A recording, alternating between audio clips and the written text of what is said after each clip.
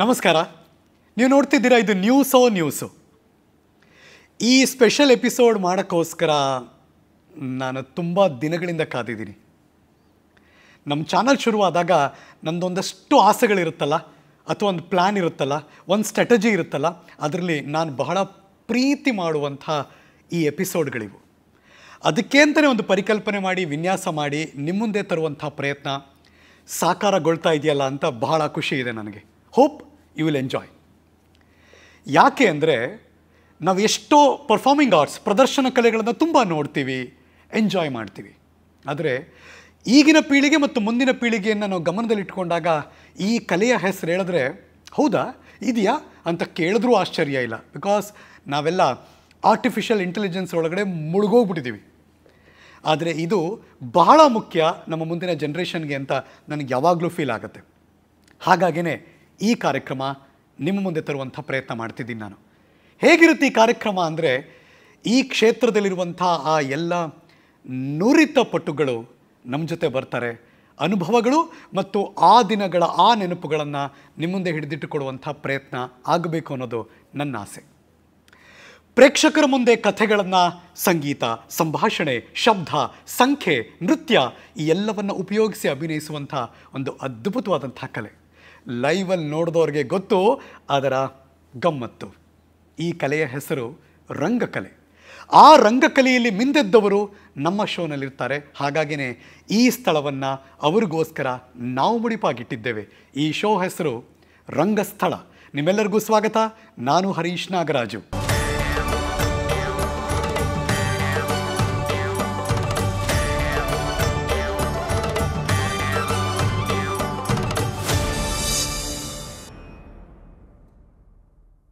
ಈ ರಂಗಭೂಮಿಯ ಅನ್ನುವ ಈ ಪರ್ಫಾರ್ಮಿಂಗ್ ಆರ್ಟ್ಸ್ನಲ್ಲಿ he is a specialist in theatrical production ಮತ್ತು ಅದನ್ನು ಪ್ರೇಕ್ಷಕರಿಗೆ ತಲುಪಿಸುವ ನಿಟ್ಟಿನಲ್ಲಿ ಅದ್ಭುತವಾಗಿ ಹೇಳುವಂಥ ನುರಿತ ತಜ್ಞರು ಅವರು.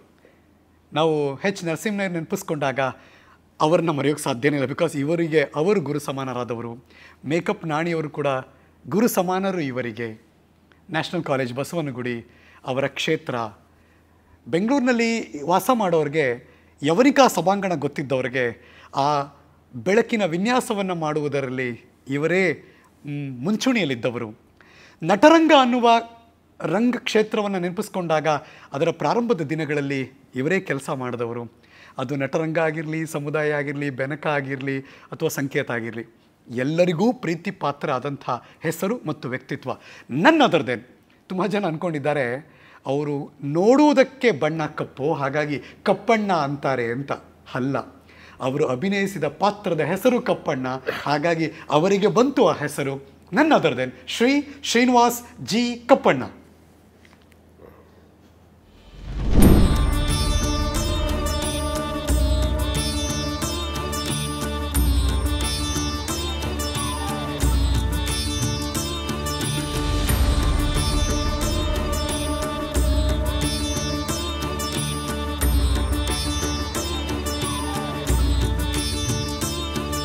ನಮಸ್ಕಾರ ಕಪ್ಪಣ್ಣ ಸರ್ ಅಂದಿದ್ನಲ್ಲ, ಅವರನ್ನು ಮತ್ತೆ ಒಂದು ವೇದಿಕೆಯಲ್ಲಿ ಕೂರಿಸಿ ಮಾತಾಡಿಸ್ತೀನಿ ಅಂದಾಗ ನನಗಾಗೋ ಖುಷಿನೇ ಬೇರೆ ಸರ್.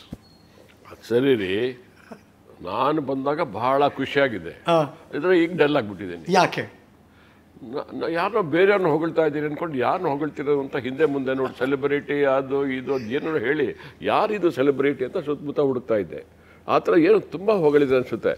ಸನ್ಮಾನ್ಯ ಪ್ರೇಕ್ಷಕರೇ, ನಾನೊಬ್ಬ ರಂಗಕರ್ಮಿ ಅಥವಾ ಇನ್ನೂ ಸ್ವಲ್ಪ ಎಲಾಬ್ರೇಟ್ ಆಗಿ ಮಾಡಬೇಕು ಅಂದರೆ ನಾನು ಸಂಸ್ಕೃತಿ ಪರಿಚಾರಕ ಅನ್ನೋದು ಬಿಟ್ಟರೆ ಇನ್ನೇನೂ ಇಲ್ಲ. ನಾನು ಅದಕ್ಕೆ ನೀವು ಇಷ್ಟ ಆಗ್ತೀರಾ ನಮಗೆ. ನಾನು ಹೇಳಿದ್ದು ತುಂಬ ಕಡಿಮೆ ಆಗಿ ನೋಡೋಕ್ಕೋದ್ರೆ ಇನ್ನೊಂದು ದೊಡ್ಡದಿದೆ. ಬಟ್ ಆದರೆ ಇದೆಲ್ಲವನ್ನು ಹೊರತುಪಡಿಸಿ ನೀವು, ಇದು ರಂಗಕಲೆಗಿರುವಂಥ ಒಂದು ದೊಡ್ಡ ಶಕ್ತಿ, ರಂಗಸ್ಥಳಕ್ಕಿರುವಂಥ ದೊಡ್ಡ ಶಕ್ತಿ ತುಂಬ ಜಾಸ್ತಿ ಇದೆ. ಈಗ ಮೊದಲಿಗಿಂತ ಹೆಚ್ಚಿನ ಹುಡುಗರು, ಹೆಚ್ಚಿನ ಪ್ರದರ್ಶನಗಳು ಆಗ್ತಾ ಇವೆ. ಓಕೆ.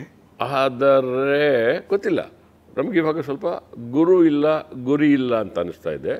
ಹಿಂದೆ ಒಂದು ದೊಡ್ಡ ಗುಂಪಿತ್ತು. ಈಗ ಸಾಹಿತ್ಯಕ್ಕೂ ಆ ಸಮಸ್ಯೆ ಇದೆ, ನಮಗೂ ಇದೆ. ಎಲ್ಲ ಕ್ಷೇತ್ರದಲ್ಲೂ ಹಿರಿಯರು ಅನ್ಸ್ಕೊಂಡಿದ್ರಲ್ಲ, ಯಾರು ಮಾರ್ಗದರ್ಶಕರಾಗಿರ್ಬೋದಲ್ಲ ಅವ್ರು ಬಹಳ ಜನ ಇದ್ರು. ಇವಾಗ ಯಾರಿದ್ದಾರೆ? ಕಾರ್ನಾಡಿಲ್ಲ, ಕಾರ ಅಂತೆಲ್ಲ ಕಂಬಾರಿದ್ದಾರೆ, ವಯಸ್ಸಾಗಿದೆ. ಹೀಗೆ ನಾವು ಯಾರ ಕಡೆ ನಮ್ಮ ಭವಿಷ್ಯಕ್ಕೆ ಹೋಗಿ ಸರ್ ಏನು ಮಾಡೋದು ಅಂತ ಕಾಯ್ತಾ ಇದ್ದು ಅಂತಹ ದೊಡ್ಡ ಹೆಸರುಗಳು ಯಾರೂ ಇಲ್ಲ ಇವಾಗ. ಅದು ನಮ್ಮ ಸದ್ಯ. ಆದರೆ ಈಗಿರೋ ಹುಮ್ಮಸ್ಸು, ಉತ್ಸಾಹ, ಆಮೇಲೆ ಶೈಕ್ಷಣಿಕವಾಗಿ ರಂಗಭೂಮಿಯನ್ನು ಅಭ್ಯಾಸ ಮಾಡಿ ಪ್ರದರ್ಶನಗಳು ಕೊಡ್ತಾ ಇರೋದು ಹ್ಯಾಟ್ಸ್ ಆಫ್. ಯಂಗರ್ ಜನ್ರೇಷನ್ನು ನಮ್ಮನ್ನೆಲ್ಲ ತೆಗೆದು ಹಾಗೇ ಪಕ್ಕಕ್ಕೆ ಇಟ್ಬಿಟ್ಟಿದ್ರು, ಮುಂದೆ ನುಗ್ತಾ ಇದ್ದಾರೆ. ಅನೇಕ ರೀತಿಯ ಪ್ರಯೋಗ, ಅನೇಕ ಪ್ರದರ್ಶನ ಆಗ್ತಾಯಿದೆ. ಅದು ನೋಡಿ, ಜನರಲ್ಲಾಗಿ ನಾನು ಎಲ್ಲವನ್ನು ನಾನು ಇವತ್ತು ನಿಮಗೆ ಜ್ಞಾಪಿಸ್ಕೊಳ್ಳೋಕೆ ಪ್ರಯತ್ನ ಪಡ್ತೇನೆ ಪ್ಲೀಸ್. ಸೊ ನಾವು ಓದಿದ national college Basavanagudi, H N ಅವರ ಪರಮ ಶಿಷ್ಯ. ಹೌದು. ನ್ಯಾಷನಲ್ ಕಾಲೇಜ್ಗಿದ್ದ ಹೆಸರೇಂದ್ರೆ ಕುಡುಮಿ ಕಾಲೇಜ್ ಅಂತ ಇದ್ರು. ಕುಡುಮಿ ಕಾಲೇಜು, ಕುಡುಮಿ ಕಾಲೇಜು ಓದೋರು. ಆಮೇಲೆ ಏನು ಅಂದ್ರೆ ಅಲ್ಲಿ ಹೋದ್ರೆ ಈ ಸಾರಿ ರ್ಯಾಂಕ್ ಬರಬೇಕು, ಈ ಸಾರಿ ಹೀಗೆ ಬರಬೇಕು, ಈ ಥರ ಬರೀ ಆಗಿನ ಕಾಲದಲ್ಲಿ ಅಂತಾರೆ ರ್ಯಾಂಕ್ ಅಂದರೆ ನ್ಯಾಷನಲ್ ಕಾಲೇಜ್ ಅಂದರೆ ರ್ಯಾಂಕ್ ಇತ್ತು. ಹೌದು. ಒಬ್ಬ ಮುಟ್ಟಾಳ ಇದ್ದ. ನಾನು ಏನಾದರೂ ಮಾಡಿ ನಾನು ಬಡತನದ ಹಿನ್ನೆಲೆ ಬಂದೆ. ನನಗೆ ಆಸೆ ಇದ್ದಿದ್ದೇನೋ ನಾನೊಬ್ಬ ಪ್ರಾಮಿನೆಂಟ್ ಪರ್ಸನ್ ಆಗಬೇಕು, ನಾನೊಬ್ಬ ಎಲ್ಲರಿಗಿಂತ ಮುಖ್ಯ ನಾಯಕನ ಥರ ಇರಬೇಕು. ಏನು ಮಾಡೋದು, ಪಾಸ್ ಆದರೆ ಬೇಕು. ನಮ್ಮ ನ್ಯಾಷನಲ್ ಕಾಲೇಜ್ ಸಿಕ್ಕಾಪಟ್ಟೆ ಜನ ಪಾಸ್ ಆಗ್ತಾರೆ. ನಾನು ಒಂದು ಹೊಸ ರೆಕಾರ್ಡ್ ಕ್ರಿಯೇಟ್ ಮಾಡಬೇಕು. ನಾನು ಪಾಸ್ ಆಗೋದೇ ಮುಖ್ಯ ಅಲ್ಲ, ನಾನು ಪಾಸ್ಔಟ್ ಆಗಿ, ಅಂದರೆ ಪಾಸ್ ಆಗದೆ ಪಾಸ್ಔಟ್ ಆಗಿ, ಬಟ್ ಭಾಳ ಒಂದಿಷ್ಟು ಒಳ್ಳೆಯ ಕಾಂಟ್ರಿಬ್ಯೂಟ್ ಮಾಡಿ ಇಡೀ ನಾಡಲ್ಲಿ ನನಗೆ 4 ಜನ ಗೊತ್ತಾದ್ರೆ ಸಾಕು ಅಂತ. ಶಿವರಾಮ್ ಕಾರಂತರು 4 ಜನದ್ದು ಹೇಳ್ತಾರೆ. 4 ಜನ ಮಿನಿಮಮ್ ಬೇಕೇ ಬೇಕು ಕೊನೆಯಲ್ಲಿ. ಹಾಗೆ 4 ಜನ ಇರಬೇಕು ಅಂತ. ಹಾಗೆ ಕೆಲಸ ಮಾಡೋಕ್ಕೆ ಶುರು ಮಾಡಿದ್ದು. ಅಲ್ಲೂ ಕೂಡ ಹಗಲು ರಾತ್ರಿ ನ್ಯಾಷನಲ್ ಕಾಲೇಜಲ್ಲೂ ಕೂಡ ಅಲ್ಲಿ ಕೆಲಸ ಮಾಡ್ತಿದ್ದೆ. ಅಲ್ಲೆಲ್ಲ ಅಪ್ಪ ಶ್ರೀನಿವಾಸ ಇಳಿಯಪ್ಪ, ಹುಷಾರಪ್ಪ, ನೀನು ನಾಟಕ ಕ್ಯಾನ್ಸಲ್ ಆದರೂ ಪರವಾಗಿಲ್ಲಪ್ಪ, ಅಲ್ಲಿ ಮೇಲ್ಗಡೆ ಇದೆಯಲ್ಲಪ್ಪ, ಇಳಿಯಪ್ಪ ಪಾಪ, ನನ್ನ ಕೆಳಗಡೆ ಇಳಿಯೋರ್ಗೂ ಹೆಚ್ಚನ್ನು ಕಾಯ್ತಾಯಿದ್ರು. ಈ ರೀತಿ ಕೆಲಸ ಮಾಡ್ತೇನೆ. ನೋಡಿ ಹರೀಶ್, ಜನರಲಿ ಇವಾಗ ಏನಾಗುತ್ತೆ, ಎಲ್ಲ ಕಡೆ ಇದೆ, ಯಾವುದೋ ಸ್ಕೂಲು ಕಾಲೇಜಲ್ಲಿ ಏನೋ ಎಂಥದ್ದೋ ಕಾರ್ಯಕ್ರಮ, ಅದರಲ್ಲೇ ಮನೋರಂಜನಾ ಕಾರ್ಯಕ್ರಮ ಅಂತ ಹಾಕ್ತಾರೆ, ಅಥವಾ ಸಾಂಸ್ಕೃತಿಕ ಕಾರ್ಯಕ್ರಮ ಅಂತಾರೆ. ಅಲ್ಲದೆ ಇದ್ದರೆ 3ನೇ ಮಟ್ಟ ಇದೆಯಲ್ಲ, ಅದು ಇಂಪಾರ್ಟೆಂಟು. ಯಾವುದು ಮೊದಲು ಮನೋರಂಜನೆ ಏನೊಂದು ತಮಾಷೆ ಮಾಡ್ತಾರೆ, ಕೆಟ್ಟದ್ದು ಅಂತ ಹೇಳ್ತಾರಲ್ಲ, ಎಸ್ ಅವ್ರಿಗೆ ಅದು ಇಷ್ಟ. ಏನೋ ಬರ್ತಾರೆ, ಬಫನ್ ಥರ ಆಡ್ತಾರೆ, ಮಿಮಿಕ್ರಿ ಮಾಡ್ತಾರೆ, ಹಾಡು ಹೇಳ್ತಾರೆ, ಈ ಥರದ್ದೇನೋ ಮಾಡ್ತಾರೆ. ಅದು ಮನೋರಂಜನೆ. ಆ ಕ್ಷಣದಲ್ಲಿ ನಿಮ್ಮನ್ನು ನಗಿಸುವ ಕೆಲಸ ಏನಿದೆ, ನಗಿಸುವ ಕಾರ್ಯಕ್ರಮ ಇದೆ, ಅದು ಮನೋರಂಜನೆ ಆಗುತ್ತೆ. ಸಾಂಸ್ಕೃತಿಕ ಕಾರ್ಯಕ್ರಮ, ಎಸ್, ಅದು ಕಲ್ಚರಲ್ ಆಕ್ಟಿವಿಟೀಸ್. ನಾನು ಆಯ್ಕೆ ಮಾಡಿಕೊಂಡಿದ್ದು ರಂಗಭೂಮಿ. ರಂಗಭೂಮಿ ಅಂತಂದರೆ ನಾನು ಚಿಕ್ಕ ವಯಸ್ಸಲ್ಲದೆ ಹೇಳಿದ್ರಲ್ಲ, ತುಂಬ ಆ್ಯಕ್ಟಿವ್ ಆಗಿರಬೇಕು ಅಂತ ಆಸೆ. ಏನೇ ಮಾಡೋಕ್ಕೂ ನೀವು ಒಂದಿಷ್ಟು ಖರ್ಚು ಮಾಡಬೇಕು. ನಾವು ಅದೊಂದು ಮಾತ್ರ ಶುದ್ಧ ಖಾಲಿ, ಯಾವಾಗಲೂ ಖಾಲಿ, ಜೇಬ್ ಖಾಲಿ. ಸೊ ಹಾಗಾಗಿ ಏನೂ ಮಾಡೋಕ್ಕಾಗ್ತಾ ಇರಲಿಲ್ಲ. ಆದರೆ ಒಂದೇನು ಅಂತಂದರೆ ನಾಟಕ ಮಾಡೋದು, ಮತ್ತೊಂದು, ಅದು ಭಾಳ ಇದು. ಅಂದರೆ ತೆರೆಯ ಮುಂದೆ ತೆರೆಯ ಹಿಂದೆ. ಅಲ್ಲ, ನಾನು ತೆರೆಯ ಮುಂದೆನೇ ಶುರು ಮಾಡಿದೆ.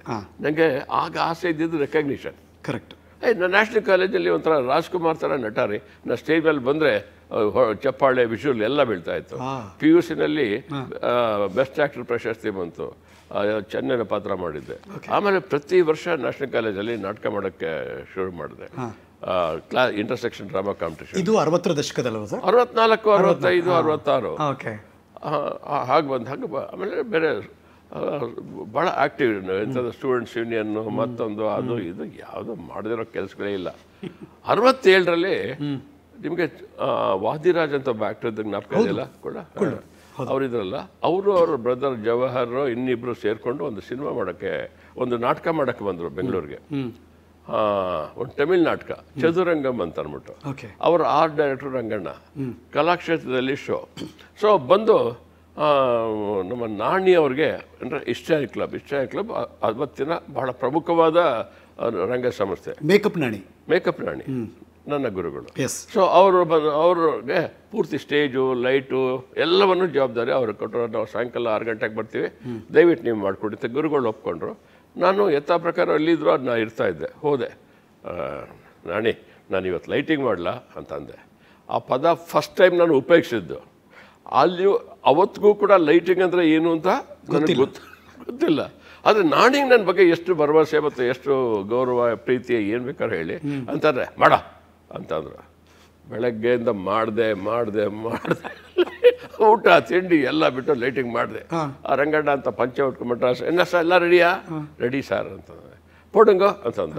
ನಾನು ಪೋಟೆ. ಯಾವ ಸ್ವಿಚ್ ಹಾಕಿದ್ರು ಯಾವ ಲೈಟು ಬರ್ತಾ ಇಲ್ಲ. ಇಲ್ಲ ಹಾಕಿದ್ರೆ ಏನೋ ಬಂದಂಗೆ ಐತೆ, ಅದು ಬೇಡ ಇದಂತಾರೆ, ಇದು ಆಫ್ ಮಾಡ್ತೀರಿ, ಅಲ್ಲೆಲ್ಲ ಹೋಗ್ತಾ ಇದೆ. ಸೊ ನಾನೀಗ ಏನು ಮಾಡಬೇಕು ಅಂತ ಗೊತ್ತಾಗಲಿಲ್ಲ. ಆಗಿನ ಕಾಲದ ಎಕ್ಸ್ಪರ್ಟ್ಸ್ ಅಂತ ಇರಿದ್ರು, ಮಂಜು, ಕಪ್ಪನಿ, ನಾಗರಾಜ್ ಇಂಥವ್ರಲ್ಲ, ಅವರೆಲ್ಲ ಕರ್ಸಿದ್ರು. ನಾನು ಎಂಥ ಗಲಂದಾರಿ ಲೈಟಿಂಗ್ ಮಾಡಿದ್ದಂದರೆ ಯಾರ ಕೈಲೋ ರಿಪೇರಿ ಮಾಡೋಕ್ಕಾಗಲಿಲ್ಲ. ಸೊ ಅವ್ರಿಗೆ ಏನು ಮಾಡೋದಂದರೆ ಎಕ್ಸ್ಟ್ರಾ ಒಂದು 4-5 ಫ್ಲಡ್ ಲೈಟೋ ಏನೋ ತೊಗೊಂಬಂದುಬಿಟ್ಟು, ಅದು ಇನ್ ಡಿಮ್ಯಾಂಡ್ ತುಂಬ ಅಲ್ಲ, ಒಂದು ಲೈಟ್ ಬೇಕಾಗಿತ್ತು ಅಷ್ಟೇ, ಅವ್ರಿಗೆ ಲೈಟ್ ಹಾಕಿ ನಾಟಕ ಮಾಡೋದು. ಸೊ ಫಸ್ಟ್ ಎಕ್ಸ್ಪೀರಿಯನ್ಸ್ ಇದು.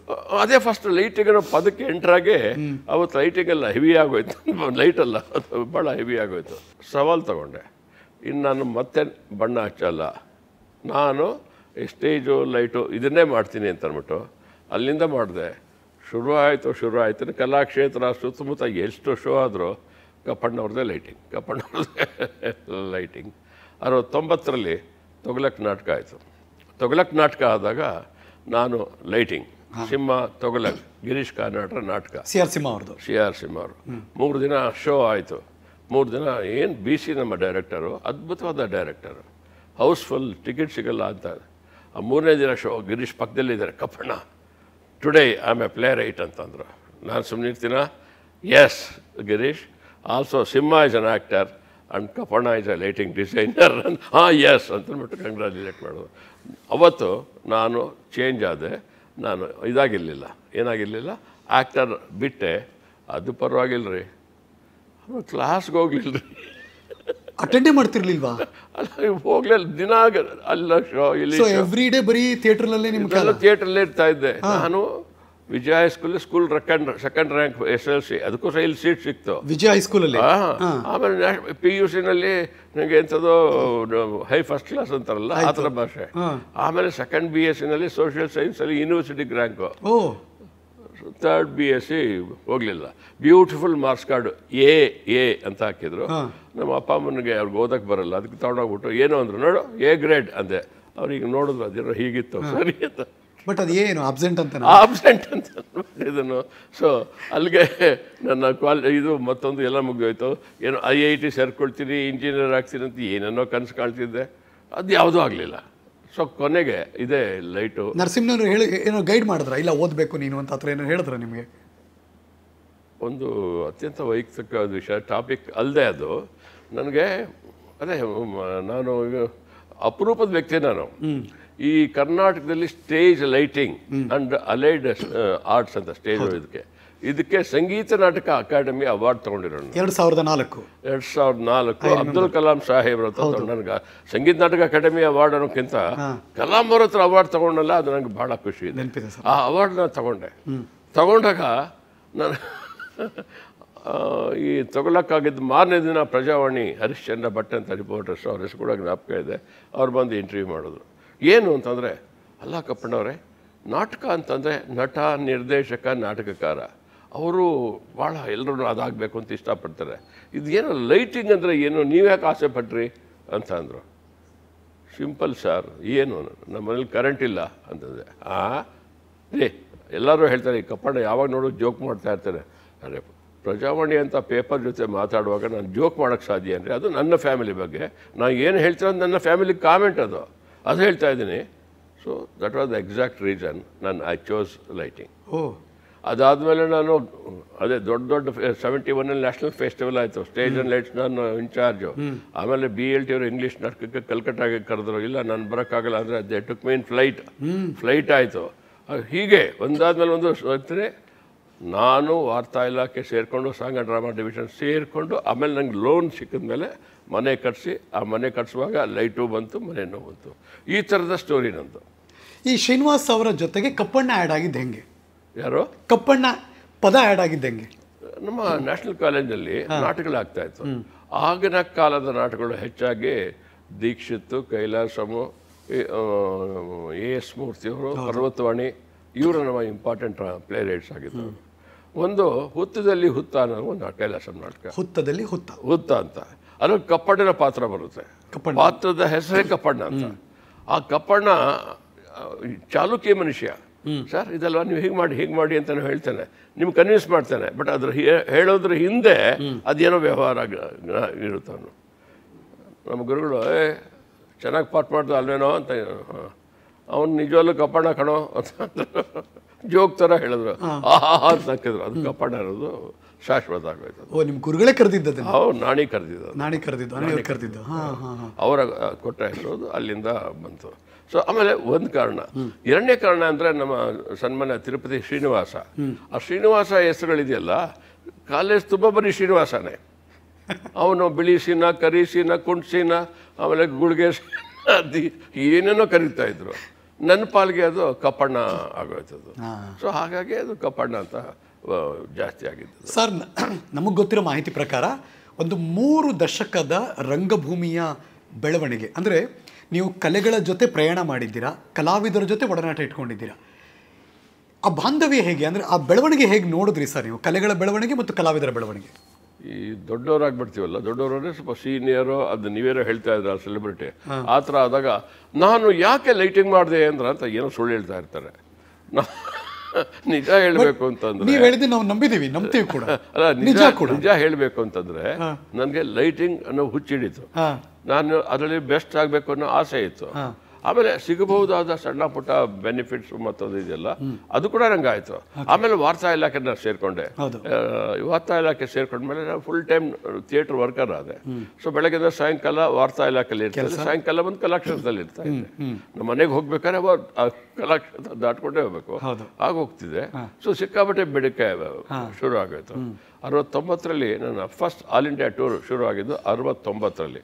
20 ಜನ ಹೆಣ್ಮಕ್ಳು, 7 ಜನ ನಮ್ಮ ಸ್ಟೇಜ್ನವರು ಕಟ್ಕೊಂಡು ಜೀವರಾಜ್ ಆಳ್ವ, ಇನ್ನೂ ಮಂತ್ರಿ ಆಗಿರಲಿಲ್ಲ, ಅವರ ನಾಯಕತ್ವದಲ್ಲಿ ಬ್ಯಾಂಗ್ಳೂರ್ ಸ್ಟೂಡೆಂಟ್ಸ್ ಕಲ್ಚರಲ್ ಅಸೋಸಿಯೇಷನ್ ಅಂತ ಅಂದ್ಬಿಟ್ಟು ಅದರಲ್ಲಿ ಇಡೀ ದೇಶ ಸುತ್ಕೊಂಡ್ಬಂದು. ಅದು ನನ್ನ ಫಸ್ಟ್ ಎಕ್ಸ್ಪೀರಿಯನ್ಸ್. ಸೊ ಅದು ಏನು ಕಾರಣ, ಒಂದು ಕರ್ಕೊಂಡು ಬನ್ನಿ ಅಂತಾರೆ, ಕೆಲಸ ಮಾಡೋಕ್ಕೆ ಅವಕಾಶ ಇದೆ, ಹೋಗ್ತೀವಿ, ಕೆಲಸ ಮಾಡ್ತೀವಿ. ಯಾಕೆ ನನಗೆ ಜಾಸ್ತಿ ಡಿಮ್ಯಾಂಡ್ ಇತ್ತು ಅಂತಂದರೆ, ಭಾಳ ಪ್ರಾಮಾಣಿಕವಾಗಿ ಕೆಲಸ ಮಾಡ್ತಾಯಿದ್ದೆ. ಯಾವುದು ದುಡ್ಡು ಕೊಡಿ, ಕಾಸು ಕೊಡಿ ಆ ಥರದ್ದು ಮಾಡ್ತಾನೆ ಇರಲಿಲ್ಲ. ಪ್ರತಿಯೊಂದು ಕೆಲಸವೂ ನಾನು ಕಲಿಯುವ ಸಾಧನ ಮಾರ್ಗ ಅಂತ ನನಗೆ ಮೊದಲಿಂದ ಅನಿಸ್ತಾಯಿತ್ತು. ಅದೇನೋ ಎಕ್ಸ್ಪೆರಿಮೆಂಟ್ ಮಾಡೋಕ್ಕೆ ಅವಕಾಶ ಆಯಿತು.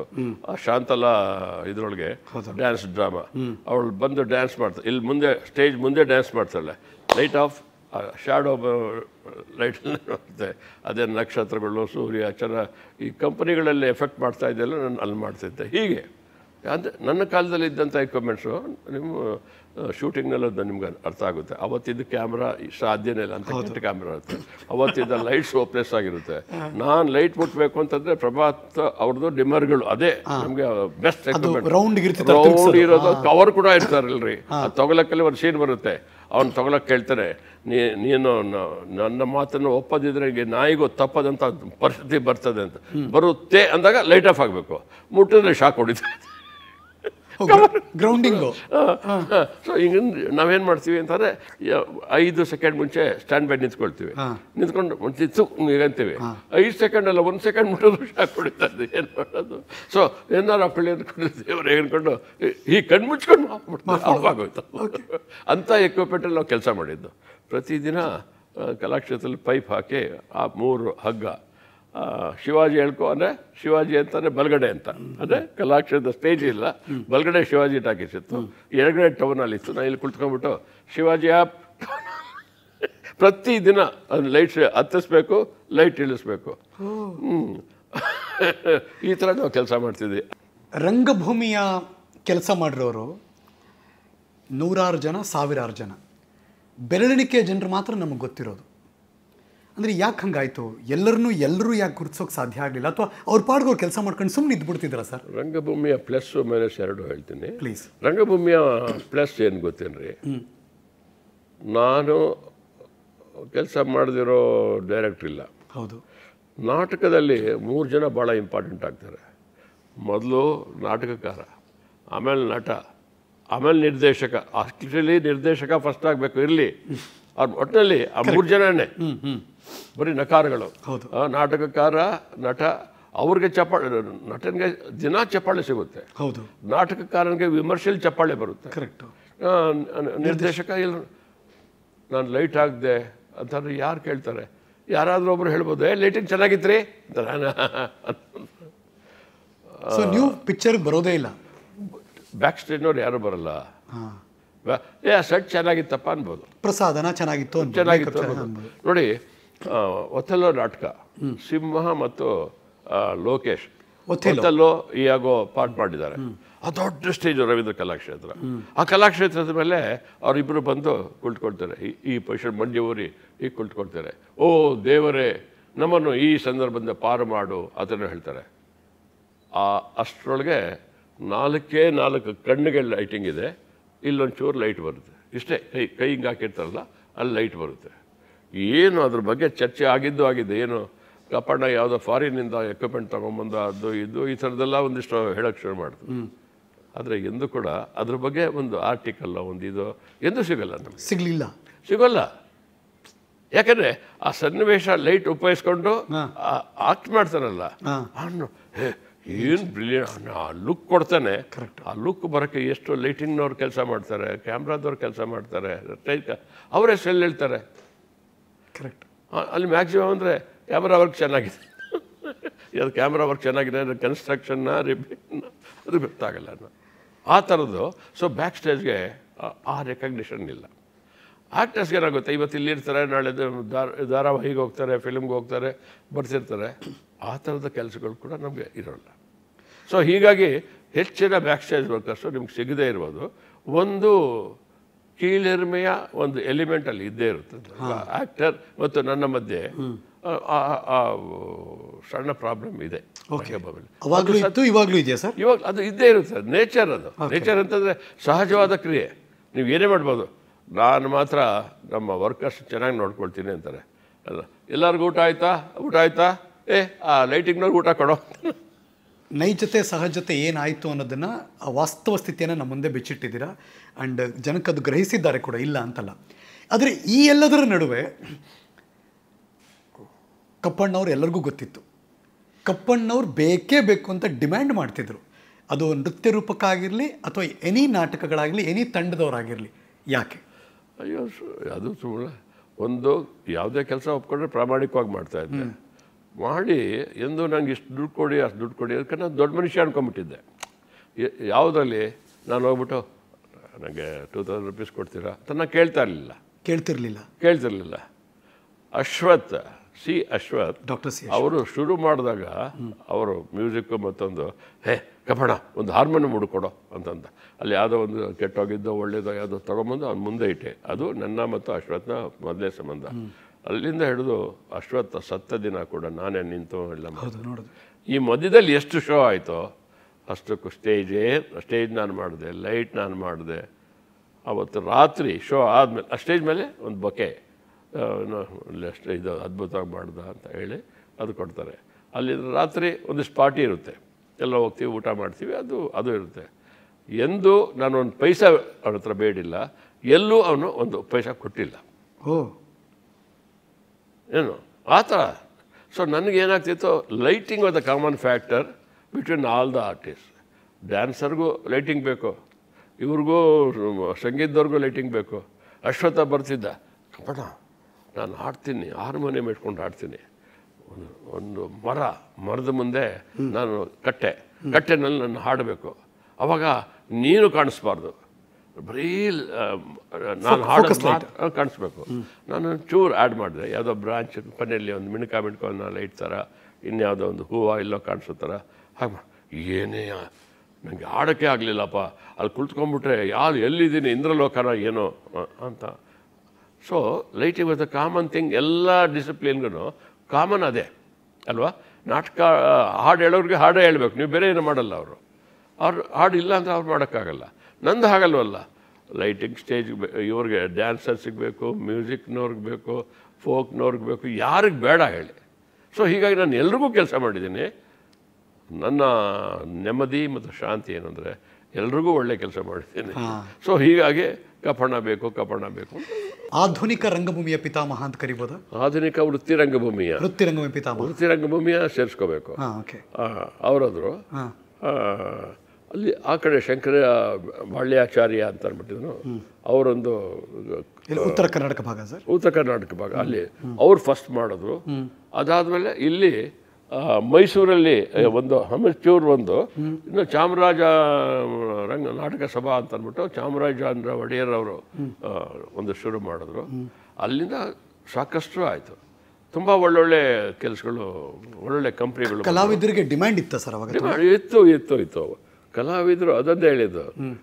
ಯಾವುದೇ ಡ್ರಾಮಾ ಸ್ಕೂಲ್ ಇಲ್ಲ, ಅಭಿನಯಿಸುವ ಗುರುಗಳು ಯಾರೂ ಇರ್ತಾ ಇರಲಿಲ್ಲ. ಆದರೆ ಅವರು ಇರೋದು ನಮ್ಮ ಗುಬ್ಬಿ ವೀರಣ್ಣವರು ಭಾಳ ವಿಚಿತ್ರ ನನ್ನ ಪ್ರಕಾರ. ಅವರು ನಟ ಅಂತ ನಾನು ಪೂರ್ತಿಯಾಗಿ ಖುಷಿ ಪಡೋಕ್ಕಿಂತ ಅವರಷ್ಟು ಒಳ್ಳೆ ಆರ್ಗನೈಸರ್ ಯಾರೂ ಇರಲಿಲ್ಲ. ಇಲ್ಲ ಕಾರಲ್ಲಿ ಹೋಗ್ತಾಯಿದ್ರು, ಯಾರೋ ಹರಿಕತೆ ಕೇಳ್ತಾರೆ, ಏನು ಅದು ಯಾರೋ ಅದು ಅಷ್ಟು ಚೆನ್ನಾಗಿ ಹಾಡು ಹೇಳ್ತಾ ಇದ್ದದ್ದು ಯಾರು ನೋಡೋ ಅನ್ನೋರು. ಅಮ್ಮ ಯಾರೋ ಹರಿಕತಮ್ಮ ಅಂತ ಸೀದಾ ಕಾರಾಗ್ಬಿಟ್ಟು ಹರಿಕತೆ ಮುಗಿಯೋರು ನಿಲ್ಲಿಸ್ಬಿಟ್ಟು, ಏನಮ್ಮ ನಾಳೆಯಿಂದ ನಮ್ಮ ಕಂಪನಿ ಸೇರ್ಕೊಳ್ತೀಯಾ ಈ ಸಂಬಳ? ಹಿಂಗೆ ಹುಡುಕ್ತಾ ಇದ್ರು ಕಲಾವಿದ್ರು ಹುಡುಕೊಂಡು ಹೋಗ್ತಾ ಇಲ್ಲ. ಅಚಾನಕ್ ಸಿಕ್ಕ ಟ್ಯಾಲೆಂಟ್ ಚೆನ್ನಾಗಿದೆ ಅಂತಂದರೆ ಆಮೇಲೆ ಅವ್ರ ಬಗ್ಗೆ ಒಂದು ತಮಾಷೆ ಮಾಡ್ತಿರ್ತಾರೆ, ಬಹುಪತ್ನಿತ್ವ ಅದು ಇದು ಅಂದ್ಕೊಂಡು. ಒಂದು ಕಾಲದಲ್ಲಿ ಏನಾಗ್ತಾಯಿತ್ತು, ಕಂಪ್ನಿನಲ್ಲಿ ಒಳ್ಳೆಯ ಮಹಿಳಾ ಕಲಾವಿದರಿದ್ದರೆ ಅವನ ಯಜಮಾನ ಅವ್ರ ಕಡೆ ಯಾರೋ ಕಳಿಸ್ತಾ ಇದ್ದ, ಇನ್ನೊಂದು ಕಂಪ್ನಿ ಅವನು, ಏನಮ್ಮ ಎಷ್ಟು ಕೊಡ್ತಾರೆ ಸಂಬಳ ಅಂದ್ಬಿಟ್ಟು, ಹಣ 300 ರೂಪಾಯಿ ಕೊಡ್ತಾರೆ, ಇಲ್ಲಿ ಹಾಕ್ತಾರೆ. ನಮ್ಮ ಕಂಪ್ನಿಗೆ ಬಾ 400 ರೂಪಾಯಿ ಕೊಡ್ತಾರೆ, ನಾವು ಹೊರಟೋಗ್ಬಿಡೋರು. 100 ರೂಪಾಯಿಗೆ ಕಂಪ್ನಿ ಚೇಂಜ್. ಇನ್ನೂ ಜಾಸ್ತಿ ಕೊಟ್ಟಿಸೋ ತಕ್ಷಣ ಹೊರಟೋಗೋರು. ಇವ್ರು ಯಜಮಾನ್ರು ಏನು ಮಾಡೋದು ಅಂದರೆ, ಇದನ್ನು ಸ್ವಲ್ಪ ತಮಾಷೆಗೆ ಹೇಳ್ತೀನಿ, ಗೌರವದು ಅದೇ ಇಂಟ್ರೆಸ್ಟಿಂಗ್ ಆಗಿರಲಿ ಅಂತ.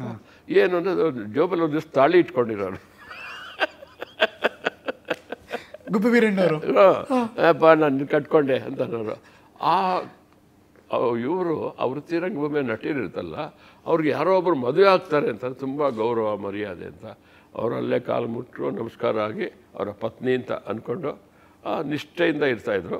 ಸೊ ಅವ್ರಿಗೆ ಸಂಬಳ ಕೊಡೋ ಪ್ರಶ್ನೆ ಇಲ್ಲ. ಎರಡನೇದು ಅವರು ಓಡೋಗೋ ಸಮಸ್ಯೆ ಇಲ್ಲ. ಎಲ್ಲರೂ ಕೂಡ ಆ ಕಂಪ್ನಿಲೇ ಇರ್ತಾಯಿದ್ರು.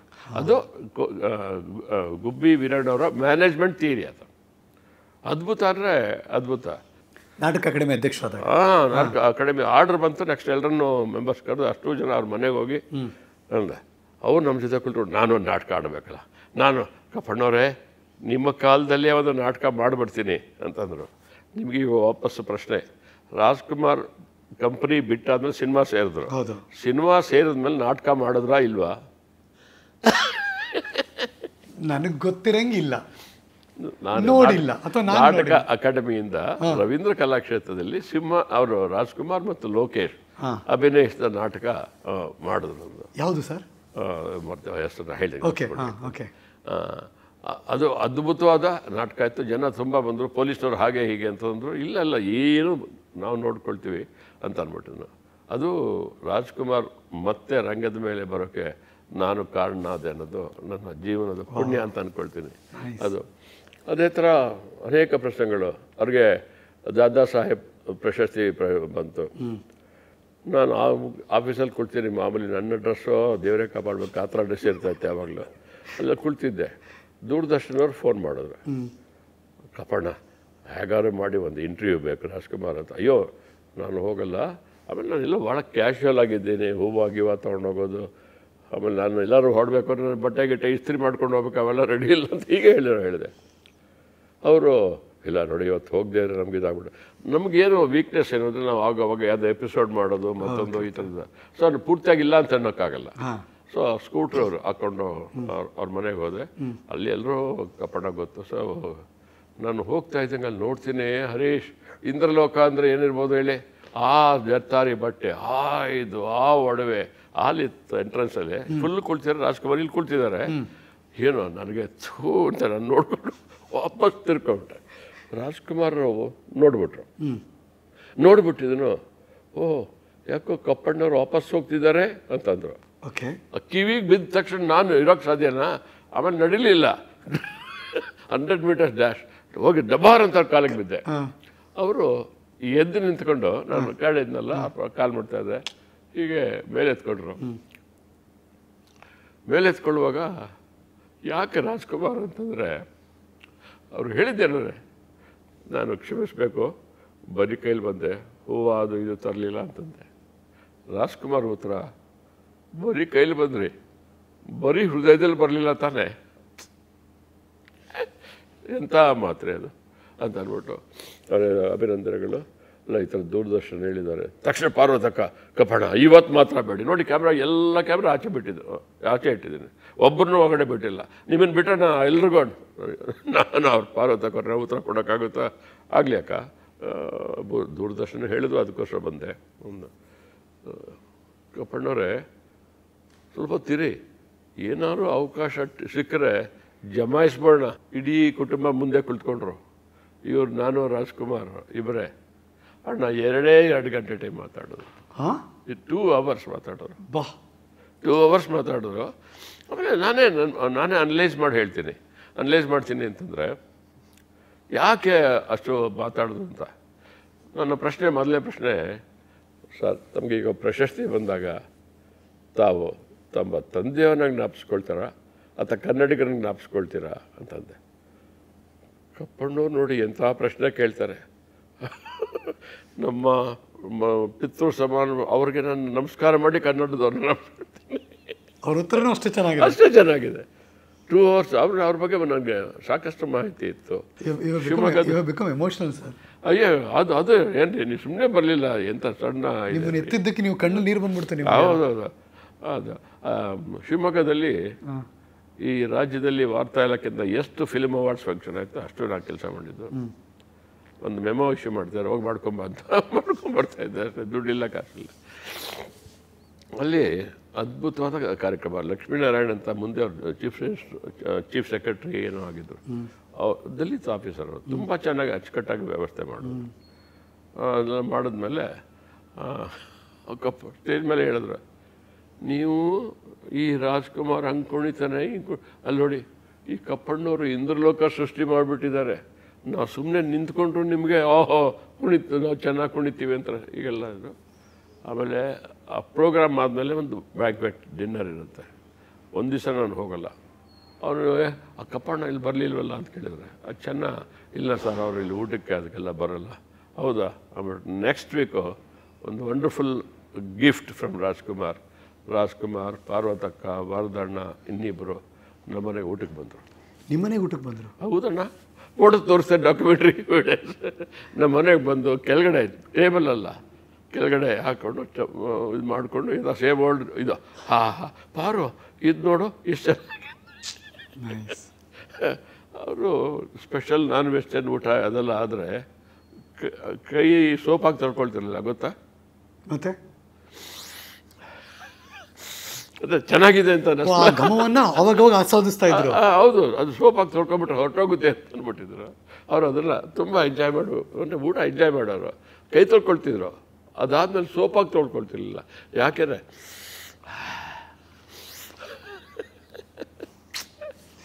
ಏನು ಇದು ಈ ಥರ ರಾಜ್ಕುಮಾರ್ ಅದ್ಭುತವಾದ ಮನುಷ್ಯ ಯಾಕೆಂದರೆ ಈ ಎಲ್ಲ ಕಾರಣಕ್ಕೋಸ್ಕರ ಈ ರಂಗಭೂಮಿಯಲ್ಲಿ ಅದು ಹವ್ಯಾಸ ಆಗಿರಲಿ ವೃತ್ತಿ ಆಗಿರಲಿ ಅಥವಾ ಗ್ರಾಮೀಣ ಆಗಿರಲಿ ಅಥವಾ ಜನಪದ ಆಗಿರಲಿ ಹೆಣ್ಣು ಮಕ್ಕಳ ಪ್ರಾಶಸ್ತ್ಯ ಎಷ್ಟಿತ್ತು ಸರ್ ಮತ್ತು ಹೇಗಿತ್ತು ಸರ್ ಜಾನಪದದಲ್ಲಿ ಪಾಪ ರಥದೃಷ್ಟ ಹೆಣ್ಣುಮಕ್ಳು ಇದ್ದಿದ್ದು ಜಾನಪದದಲ್ಲಿ ಉದಾಹರಣೆಗೆ ನನಗೆ ನನ್ನ ಜೊತೆಲಿದ್ದು ನಾನು ನೋಡಿದ್ದೇನೆ ಬೆಳಗಲ್ ವೀರಣ್ಣ ಅಂತ ಅಂದ್ಬಿಟ್ಟಿದ್ರು ಅವರು ಶಿಲ್ಲೇಕ್ಯಾತ್ರ ಜಾತಿಯವರು ಶಿಲ್ಲೇಕ್ಯಾತ್ರ ಏನು ಅಂತಂದರೆ ಹಳ್ಳಿಗೆ ಹೋಗ್ಬಿಟ್ಟಿದ್ರು ನಾಟಕ ಇದು ಬೊಂಬೆ ಆಟ ಮಾಡೋರು ಇಡೀ ಫ್ಯಾಮಿಲಿ ಇವರೇ ಹಾರ್ಮೋನಿಯಮು ಇವ್ರ ತಬಲ ಇನ್ನಿಬ್ಬರು ಗೊಂಬೆ ಆಟ ರಾತ್ರಿ ಆಗಲಿ ಮತ್ತೊಂದಾಗಲಿ ಹೆಣ್ಮಗಳು ಹಾಡಬೇಕು ಹೆಣ್ಮಗಳು ಇದು ಮಾಡಬೇಕು ಅವ್ರು ಪ್ಯಾಕ್ ಮಾಡಬೇಕು ಈ ಎಲ್ಲವನ್ನು ಕೆಲಸ ಮಾಡ್ತಿದ್ದ ಅಲ್ಲಿ ವೃತ್ತಿ ಕಂಪ್ನಿಗೆ ಬರೋಷ್ಟರೊಳಗೆ ಸ್ವಲ್ಪ ಹೆಣ್ಮಕ್ಳಿಗೆ ಡಿಮ್ಯಾಂಡ್ ಜಾಸ್ತಿ ಆಯಿತು ಯಾಕೆ ಅಂತಂದರೆ ಅವರ ಲಕ್ಷಣ ಮತ್ತೊಂದು ಆಮೇಲೆ ಪ್ರಾಯಶಃ ಕೆಲವರು ಬೇರೆ ದೃಷ್ಟಿಯಿಂದನೂ ದುರುಪಯೋಗ ಪಡಿಸ್ಕೊಂಡಂಥ ಪ್ರಸಂಗಗಳು ಇದೆ ಅದು ಎಲ್ಲ ಮಾಡ್ತಾಯಿದ್ರು ಅಂತಲ್ಲ ಬಟ್ ಅವರ ಟ್ಯಾಲೆಂಟ್ ಮುಂದೆ ನಾಗೇಂದ್ರ ರಾವ್ ಅಥವಾ ಸುಬ್ಬಯ್ಯನಾಡು ಇಬ್ಬರಲ್ಲೊಬ್ಬರು ಮಳವಳ್ಳಿ ಸುಂದರಮ್ಮ ಅವರಿಬ್ಬರು ಕೂಡ 1 ಅವರ್ ಒಂದು ರಂಗಗೀತೆ ಆಡಿದ್ದಾರೆ 1 ಅವರ್ ಅದೆಲ್ಲ ದೊಡ್ಡ ವಿಷಯ ಏನು ಜನ ಸಿಕ್ಕಾಪಟ್ಟೆ ಚಪ್ಪಾಳೆ ಹೊಡೆದು ದುಡ್ಡು ಬಿಸಾಕಿ ಒನ್ಸ್ ಮೋರ್ ಸರ್ ನಿಮ್ಮ ಈ 6 ದಶಕದ ಒಡನಾಟದಲ್ಲಿ ರಂಗಭೂಮಿಯ ಮೇಲೆ ನೀವು ಕಂಡಂಥ ಬೆರಗಿನ ಕ್ಷಣಗಳು ಯಾವುದು ಸರ್ ಅಂದರೆ ಇದು ಮುಂದೆ ಆಗಲ್ಲ ಹಿಂದೆ ಆಗೋಯ್ತು ಅಂದರೆ ಸ್ಟೇಜ್ ಮೇಲೆ ಇದಾಗೋಯ್ತು ಅನ್ನೋದೊಂದು 3-4 ಘಟನೆಗಳು ಅದ್ಭುತವಾಗಿರೋದು ತೊಗಲಕ್ ನಾಟಕ ಬಂದಾಗ ನಮ್ಗೆ ಗೊತ್ತಾಗಲಿಲ್ಲ ಯಾಕೆ ಅಂದರೆ ತೊಗಲಕ್ 2 ರೂಪ ಇದೆ ಮೊದಲೇದು BC ಮಾಡಿದ್ದು ಎರಡನೇದು ನಾವು ಮಾಡಿದ್ದು ಸಿನಿಮಾ ಡೈರೆಕ್ಟ್ ಅಂತ ನಾವು 125 ಶೋ ಮಾಡಿದ್ವಿ, ಅದೆಲ್ಲ ದೊಡ್ಡದು. ಮೊದಲನೇ ಸಾರಿ ತೊಗಲಕ್ಕ ನಾಟಕ ಆದಾಗೆ ಹೀಗೆ ನೋಡಿದ್ರು ಎಲ್ಲರೂ ಕೂಡ, ಹೀಗೆ ಪ್ರತಿಯೊಬ್ಬರು ನೋಡ್ತಾ ಇದ್ರು. ಕಲಾಕ್ಷೇತ್ರ. ಆಮೇಲೆ ಅದು ವಿಚಿತ್ರ ರೀ, ಅಲ್ಲಿ ಬಂದಾಗ ಕಾರಂತರು ಈ ಕನ್ನಡ ಸ್ಕ್ರಿಪ್ಟ್ನ ತಗೊಂಡು ಹಿಂದಿಗೆ ಟ್ರಾನ್ಸ್ಲೇಟ್ ಮಾಡಿ ಅಲ್ಕಾಜಿ ಅವರು ನ್ಯಾಷನಲ್ ಸ್ಕೂಲ್ ಆಫ್ ಡ್ರಾಮಲ್ಲಿ ಇದ್ರು, ಅವರು ಕೊಟ್ಟರು. ಅವರು ಆ ನಾಟಕ ಮಾಡಿಸಿ ಇಂಗ್ಲೆಂಡಲ್ಲಿ ನಡೆದ ಇಂಟರ್ನ್ಯಾಷನಲ್ ಥಿಯೇಟರ್ ಫೆಸ್ಟಿವಲ್ಲಿ ನಮ್ಮ ಕನ್ನಡ ನಾಟಕ ಆಯಿತು. ಟ್ರಾನ್ಸ್ಲೇಷನ್ ಸಿನಿಮಾಗೆ ಹೋದ್ರು. ಇವರೇ ಸುಬ್ಬಯ್ಯ ನಾಯ್ಡು ಅವರೇ ಫಸ್ಟ್ ಸೈಲೆಂಟ್ ಮೂವಿ ಮಾಡಿದವರು ಸುಬ್ಬಯ್ಯ ನಾಯ್ಡು. ಹೌದು, ವಾಕ್ಚಿತ್ರನೂ ಅವ್ರದೇ, ಟಾಕಿ ಚಿತ್ರ ಹೌದು, Satish Sulochana, my first love, ಈ ಫಿಲ್ಮ್ಸ್ ಎಲ್ಲ ಮಾಡಿದ್ರು. ಇನ್ನೊಬ್ರು ಬೇರೆ ಮಾಡ್ತಾ ಹೋದ್ರು. ಮಾಡಿದ್ಮೇಲೆ ಇದ್ದಕ್ಕಿದ್ದಿಗೆ ಜನಗಳ ಫೋಕಸ್ಸು ಸಿನಿಮಾ ಕಡೆ ತಿರ್ಕೊಳ್ತು. ಆಗ ಈ ವೃತ್ತಿ ಕಂಪನಿಯವ್ರು ಏನು ಮಾಡಿದ್ರು, ಇವ್ರು ದೇವರು ದಿಂಡ್ರು ಎಲ್ಲ ಮಾಡ್ತಾ ಇದ್ರಲ್ಲ, ಎಷ್ಟು ಅದು ಇಂಪಾರ್ಟೆನ್ಸ್ ಇತ್ತು ಸಮುದಾಯದ ಮೇಲೆ ಅಂದರೆ ಹೇಮರೆಡ್ಡಿ ಮಲ್ಲಮ್ಮ ಅಂತ ಒಂದು ನಾಟಕ, ಹೌದು, ರಕ್ತರಾತ್ರಿ ಅಂತ ಒಂದು ನಾಟಕ. ಹೇಮರೆಡ್ಡಿ ಮಲ್ಲಮ್ಮ ಸಿನಿಮಾನೂ ಆಯಿತು. ಏನು ಅಂತಂದರೆ ಆ ಮನೆಯ ಹಿರಿಯರೇ ತಮ್ಮ ಸೊಸೆಯರನ್ನ ಕಳಿಸ್ಕೊಡ್ತಾ ಇದ್ರು, ಹೋಗಿ ನಾಟಕ ನೋಡ್ಕೊಂಬ, ಒಬ್ಬ ಸೊಸೆಯ ಜವಾಬ್ದಾರಿ ಎಷ್ಟು ಹೇಗೆ ನೋಡ್ಕೋಬೇಕು ಅನ್ನೋದನ್ನು ಅಂತ ನೋಡಿ ಕಳಿಸ್ಕೊಡ್ತಾಯಿದ್ರು ಅಲ್ವಾ. ಒಂದು ನಾಟಕ ಹೋಗಿ ನೀನು ನೋಡ್ಕೊಂಬ ಅಂತ ಒಂದು ಕಥೆ, ಒಂದು ಅಭಿನಯ ಸಮಾಜದ ಮೇಲೆ ಎಷ್ಟು ಪರಿಣಾಮ ಬೀರ್ತಿತ್ತು, ಎಷ್ಟು ಪರಿಣಾಮ ಬರುತ್ತೆ ಅಂತ ಅಂದ್ಬಿಟ್ಟು ಇವನ್ ನಾಟಕಕ್ಕೆ ಹೋದೆ. ಬಸವರಾಜು ಯಾರು, ಕಲ್ಪನಾ, ಗುಡಿಗೇರಿ ಬಸವರಾಜು, ಅಣ್ಣ ನಮ್ಮ ಕಡೆ ಬಂದು ನೋಡು, ಮಾತಾಡೋದೇ ಹಾಗೆ, ಅಣ್ಣ ನಮ್ಮ ಕಡೆ ಬಾ, ನೀನು ಅಲ್ಲಿ ನೋಡು ನಮ್ಗೆ ಹೆಂಗಿರ್ತದೆ, ನೀನು ಇಲ್ಲಿ ಕುತ್ಕೊಂಡು ಏನೋ ಹೇಳ್ತೀಯಾ ಅಂತ ಕರ್ಕೊಂಡೋದ. ಅದು ಯಾವುದೋ ಬಾಗಲಕೋಟೆ ಎಲ್ಲದೋ ಒಂದು ಊರು, ಸಣ್ಣ ಜಾಗದಲ್ಲಿ ಥಿಯೇಟ್ರು, ಸುತ್ತಮುತ್ತ ಎಷ್ಟೊಂದು ಎತ್ತಿನ ಗಾಡಿ, ಆ ಗಾಡಿ, ಕಾರ್ಗೀರ್ ಅಂಥವು ಜಾಸ್ತಿ ಇರಲಿಲ್ಲ. ಅಣ್ಣ ಇವತ್ತು ಕೂಡ ವೃತ್ತಿ ರಂಗಭೂಮಿಗೆ ತುಂಬ ಕಾಂಪ್ಲಿಮೆಂಟ್ ಆಗ್ತಾ ಇರೋದು. ಇದರೊಳಗೆ ಒಂದು ಬಾದಾಮಿನಲ್ಲಿ ಫೆಸ್ಟಿವಲ್ ಆಗ್ತಾಯಿದೆ, ಈಗ ನಡೀತಾ ಇದೆ. ಈಗ ಪ್ರತಿ ವರ್ಷ ಜಾತ್ರೆ ಆಗುತ್ತೆ. ಈ ಸಾರಿ 11 ತಂಡಗಳು, ಕಂಪ್ನಿ ತಂಡಗಳು ಮಾಡ್ತವೆ, ಎಲ್ರಿಗೂ ಚೆನ್ನಾಗಿ ಇನ್ಕಮ್ ಆಗ್ತಿದೆ. ಅಂದರೆ ಜನ ಬರ್ತಾ ಇದ್ದಾರೆ 11 ಕಂಪನಿಗಳಿಗೆ. ಸೊ ಸತ್ತೋಯ್ತು ಅಂತೀವಲ್ಲ, ಸತ್ತೋಗ್ಲಿಲ್ಲ. ನನಗೊಂದು ಕ್ವಶನ್ ಇದೆ, ಅಂದರೆ ರಂಗಭೂಮಿಲಿ ಕೆಲಸ ಮಾಡೋರಿಗೆ ಅಂದರೆ ಅಟ್ಲೀಸ್ಟ್ ಒಂದು ಚೆನ್ನಾಗಿ ಒಂದು ಸಾರ್ಥಕ ಜೀವನ ಮಾಡುವಷ್ಟು ಹಣ ಬರ್ತಿದೆಯಾ ಈಗಿನ ವ್ಯವಸ್ಥೆಯಲ್ಲಿ, ಅಥವಾ ಹಿಂದೆ ಕಂಪೇರ್ ಮಾಡಿದ್ರೆ ಹೇಗಿದೆ? ಹಿಂದೆ ಭಾಳ ಹೋಪ್ಲೆಸ್ ಆಗಿತ್ತು, ಅದ್ರ ಬಗ್ಗೆ ಡೌಟೇ ಇಲ್ಲ. ಕೆಲವು ಕಂಪ್ನಿಯಲ್ಲಿ ಲೆಕ್ಕಾಚಾರವಾಗಿ ಸ್ಟಾಫ್ ಲಿಸ್ಟ್ ಕೊಡೋದು ಮಾಡೋದು ಅಂತ ಅನೇಕ ಕಡೆ ಬಡತನ ಅನ್ನೋದು ಹೇಗಿತ್ತು ಅಂತಂದರೆ ಯಾವ್ದಾದ್ರು ಕೆಲಸ ಸಾಕು ಅಂತ ಇದನ್ನು ಕೂಡ ವೃತ್ತಿಯಾಗಿ ತಗೊಂಡು ಒದ್ದಾಡಿದವರು ಇದ್ದಾರೆ. ಇವಾಗ ಹವ್ಯಾಸಿ ರಂಗಭೂಮಿನೇ ತುಂಬ ದೊಡ್ಡ ಪ್ರಚಲಿತ ಇರೋದು ಅನ್ಸುತ್ತೆ ಸರ್ ಈಗ. ಹೌದು, ಸುದ್ದಿಲಿರೋದು ಅದು ಅನ್ಯಾಯದ ಮಾತು ಕೂಡ. ಅನ್ಯಾಯದ ಮಾತು ಅಂತಂದರೆ ಯಾವ ಪತ್ರಿಕೆ ಯಾವ ವಿಮರ್ಶಕನ ಕೂಡ ಯಾವುದೇ ಒಂದು ಹೊಸ ವೃತ್ತಿ ನಾಟಕದ ಬಗ್ಗೆ ಎಲ್ಲೂ ರಿವ್ಯೂ ಮಾಡಿಲ್ಲ. ಹಿಂದೆ ಆದ ಯಾವುದ್ರ ಬಗ್ಗೆ ಡಾಕ್ಯುಮೆಂಟೇಷನು ಸಿಗಲ್ಲ. ಕೆಲವು ಪತ್ರಿಕೆಗಳಲ್ಲಿ ಕೆಲವರು ಬರೆದಿರೋದು ಹಿಂದೆ ಸಿದ್ದರಾಯ, ನಾಗರಾಜ್ ಇವರೆಲ್ಲ ಏನೋ ಮಾಡಿದ್ರು. ಆ ಥರ ಬಿಟ್ಟರೆ ಮಿಗ್ದವ್ರು ಮಾಡಿದ್ದಿಲ್ಲ. ಸರ್, ನಿಮ್ಮ ಒಡನಾಟ ಹೆಂಗಿರುತ್ತೆ ಅಂದರೆ ರಾಜಕಾರಣಿಗಳ ಜೊತೆ ಅಥವಾ ಬ್ಯೂರೋಕ್ರಾಟ್ಸ್ಗಳ ಜೊತೆ, ವೃತ್ತಿ ರಂಗಭೂಮಿ ಜೊತೆ, ಹವ್ಯಾಸಿ ರಂಗಭೂಮಿ ಜೊತೆ, ಗ್ರಾಮೀಣ ರಂಗಭೂಮಿ ಜೊತೆ, ಜನಪದಗಿರ ಜೊತೆ, ಸಾಮಾನ್ಯ ಜನ ಜೊತೆ, ಯಂಗ್ಸ್ಟರ್ಸ್ ಜೊತೆ ನೀವು ಅವರಾಗಿ ಹೋಗ್ಬಿಟ್ಟಿದ್ದೀರಿ ಸರ್. ಹಾಗಾಗಿ ಕಪ್ಪಣ್ಣ ಎಲ್ಲರಿಗೂ ಇಷ್ಟ ಅಲ್ಲ. ಬಟ್ ಒಂದು ಏನು ಅಂತಂದರೆ, ನಾನು ಆಗಲೇ ಹೇಳಿದೆ, ಥಿಯೇಟರ್ ಆಗಿರೋದ್ರಿಂದ ಥಿಯೇಟರ್ ಯಾವ್ಯಾವ್ದನ್ನು ಒಳಗೊಂಡಿರುತ್ತೆ, ನೀವು ಯಾವ್ಯಾವ್ದು ಹೇಳ್ತಾ ಇರುತ್ತೋ ಎಲ್ಲರನ್ನೂ ಒಳಗೊಂಡಿರುತ್ತೆ, ಮೈನಸ್ ರಾಜಕಾರಣಿಗಳು. ಕರೆಕ್ಟ್. ಬಟ್ ಅವ್ರಿಗೂ ಇಷ್ಟ ನೀವು ಅಲ್ಲ. ಅಲ್ಲಿ ನೀವು ಸ್ವಲ್ಪ ಗಮನಿಸಿದ್ರೆ ಯಾರ್ಯಾರಿಗೆ ಕಲ್ಚರು, ಲಿಟ್ರೇಚರ್ ಆಸಕ್ತಿ ಇದೆಯೋ ಅಂಥವ್ರ ಜೊತೆ ನನ್ನ ಸಂಪರ್ಕ ಜಾಸ್ತಿ. MP ಪ್ರಕಾಶ್ ನಾನು ಒಳ್ಳೆ ಹಳೇ ಸ್ನೇಹಿತರ ಥರ ಇದ್ವಿ. ಜೀವರಾಜ್ ನಾವು ಒಟ್ಟಿಗೆ ಅದು ಹೇಳೋದಲ್ಲ, ಪಾರ್ಟಿ ಗೀಟಿ ಮಾಡ್ಕೊಂಡಿದ್ವಿ. ಆ ಥರ ಯಾರಿಗೆ ಕಲ್ಚರ್ ಆಸಕ್ತಿ ಇತ್ತೋ ಅವ್ರ ಜೊತೆ ನಾನು ಖಂಡಿತ ಮುಂದಿನ ಪೀಳಿಗೆಯವರು, ನಮ್ಮ ಮಕ್ಕಳು ಅಥವಾ ಮುಂದೆ ಬರ್ತಿರುವಂಥ ಜನ್ರೇಷನ್ಗೆ ಈ ರಂಗಭೂಮಿ ಮತ್ತು ರಂಗ ಚಟುವಟಿಕೆಗಳು ಅಥವಾ ಈ ನಾಟಕ ಆಗಲಿ, ಈಗ ನನ್ನ ಮನೇಲಿ ನನ್ನ ಮಗಳು ಕೇಳಿದ್ರೂ ಐಡಿಯಾ ಇರಲ್ಲ, ಅವಳಿಗೆ ಮುಂದಕ್ಕೆ ಏನಾಗುತ್ತೋ ಗೊತ್ತಿಲ್ಲ. ಈ ಮುಂದಿನ ಪೀಳಿಗೆಗೆ ತಲುಪಿಸುವ ನಿಟ್ಟಿನಲ್ಲಿ ಅವ್ರು ಗ್ರಹಿಸಿಲ್ಲ ಅನ್ಕೋಬೇಕು, ಅಥವಾ ದೊಡ್ಡವ್ರು ನಾವು ಕರೆಕ್ಟಾಗಿ ತಿಳಿಸ್ತಿಲ್ಲ ಅಂತ ನಮ್ಮ ಫೇಲ್ಯೂರ್ ಕಾಣಿಸ್ತಿದೆಯೋ? ಈ ಆನ್ಸರ್ಗೆ ನನ್ನ ಮಟ್ಟಿಗೆ ಉತ್ತರ ಸುಲಭವಾಗಿದೆ. ಒಂದೇ ಒಂದು ಮಿಸ್ಸಿಂಗ್ ಲಿಂಕ್ ಇದೆ ನನಗೆ. ಮಿಸ್ಸಿಂಗ್ ಲಿಂಕ್ ಅಂದರೆ ಟೆಕ್ನಾಲಜಿ ಎಲ್ಲಿ ನಮ್ಮನ್ನು ಕೊಂಡೋಗುತ್ತೆ ಅನ್ನೋದ್ರ ಬಗ್ಗೆ ನನಗೆ ಸ್ಪಷ್ಟ ಇಲ್ಲ. ಅದು ಯಾರಿಗೂ ಸ್ಪಷ್ಟ ಇಲ್ಲ, ನನಗಂತೂ ಇಲ್ಲವೇ ಇಲ್ಲ. AI ಬಂದಿದೆ. ನೆಕ್ಸ್ಟ್ ಇವಾಗ ಏನು ಅಂತಂದರೆ ಸಿನಿಮಾ ಮಾಡಬೇಕಲ್ಲ, ಅದೇನೋ ಹೇಳಿಬಿಟ್ಟು ಈ ಥರ ಒಂದು ಮಾಡಪ್ಪ ಮಾಡ್ತೀವಿ ಅಂತಂದರೆ ಏನಾಗ್ಬೋದು cinema? AI can artificial intelligence can create anything. Agree. ಮತ್ತು ಸಿನಿಮಾ ಮಾಡೋಕ್ಕೆ ಯಾಕೆ ಒದ್ದಾಡ್ಬೇಕು ನೀವು? ಸ್ಟೋರಿ ಕೊಟ್ಬಿಟ್ಟು ಹೇಳ್ತಾರೆ. ಈ ಥರ ಪಾಸಿಬಿಲಿಟಿ ಇದೆಯೋ ಇಲ್ಲ ನಂಗೆ ಗೊತ್ತಿಲ್ಲ. ಅಲ್ಲ, ಈ ಥರ ಇದೇನಾಗುತ್ತೆ ಅಂತ ನಿಮ್ಗೆ ಕೇಳಿದ ಪ್ರಶ್ನೆಗೆ ಯಾಕೆ ಹೇಳಿದೆ, ಈ ಟೆಕ್ನಾಲಜಿ ಏನು ಮಾಡುತ್ತೆ ಮುಂದಕ್ಕೆ ಅಂತ ಗೊತ್ತಿಲ್ಲ. ಬಟ್ ನನಗೆ ನಾನು ಐ ಆಮ್ ವೆರಿ ಕ್ಲಿಯರ್, ಮಕ್ಕಳು ಹೆಚ್ಚಿನ ಬುದ್ಧಿವಂತರು ಇವಾಗ. ನನ್ನ ತಂದೆಗಿಂತ ನಾನು ಸ್ವಲ್ಪ ಬುದ್ಧಿವಂತ, ನನಗಿಂತ ನನ್ನ ಮಕ್ಕಳು ಇನ್ನೂ ಬುದ್ಧಿವಂತರು. ಅವರ ಮಕ್ಕಳು ಅವರು ಖಂಡಿತ ಜಾಸ್ತಿ ಆಗ್ತಾರೆ. ಬಟ್ ಎಷ್ಟು ಮಟ್ಟಿಗೆ ಅವರು ಟೆಕ್ನಾಲಜಿ ಮೇಲೆ ಡಿಪೆಂಡ್ ಆಗ್ತಾರೆ, ಎಷ್ಟು ಮಟ್ಟಿಗೆ ಅವರು ತಮ್ಮ ಪ್ರತಿಭೆ, ತಮ್ಮ ಟ್ಯಾಲೆಂಟ್, ಅದ್ರ ಮೇಲೆ ಡಿಪೆಂಡ್ ಆಗ್ತಾರೆ.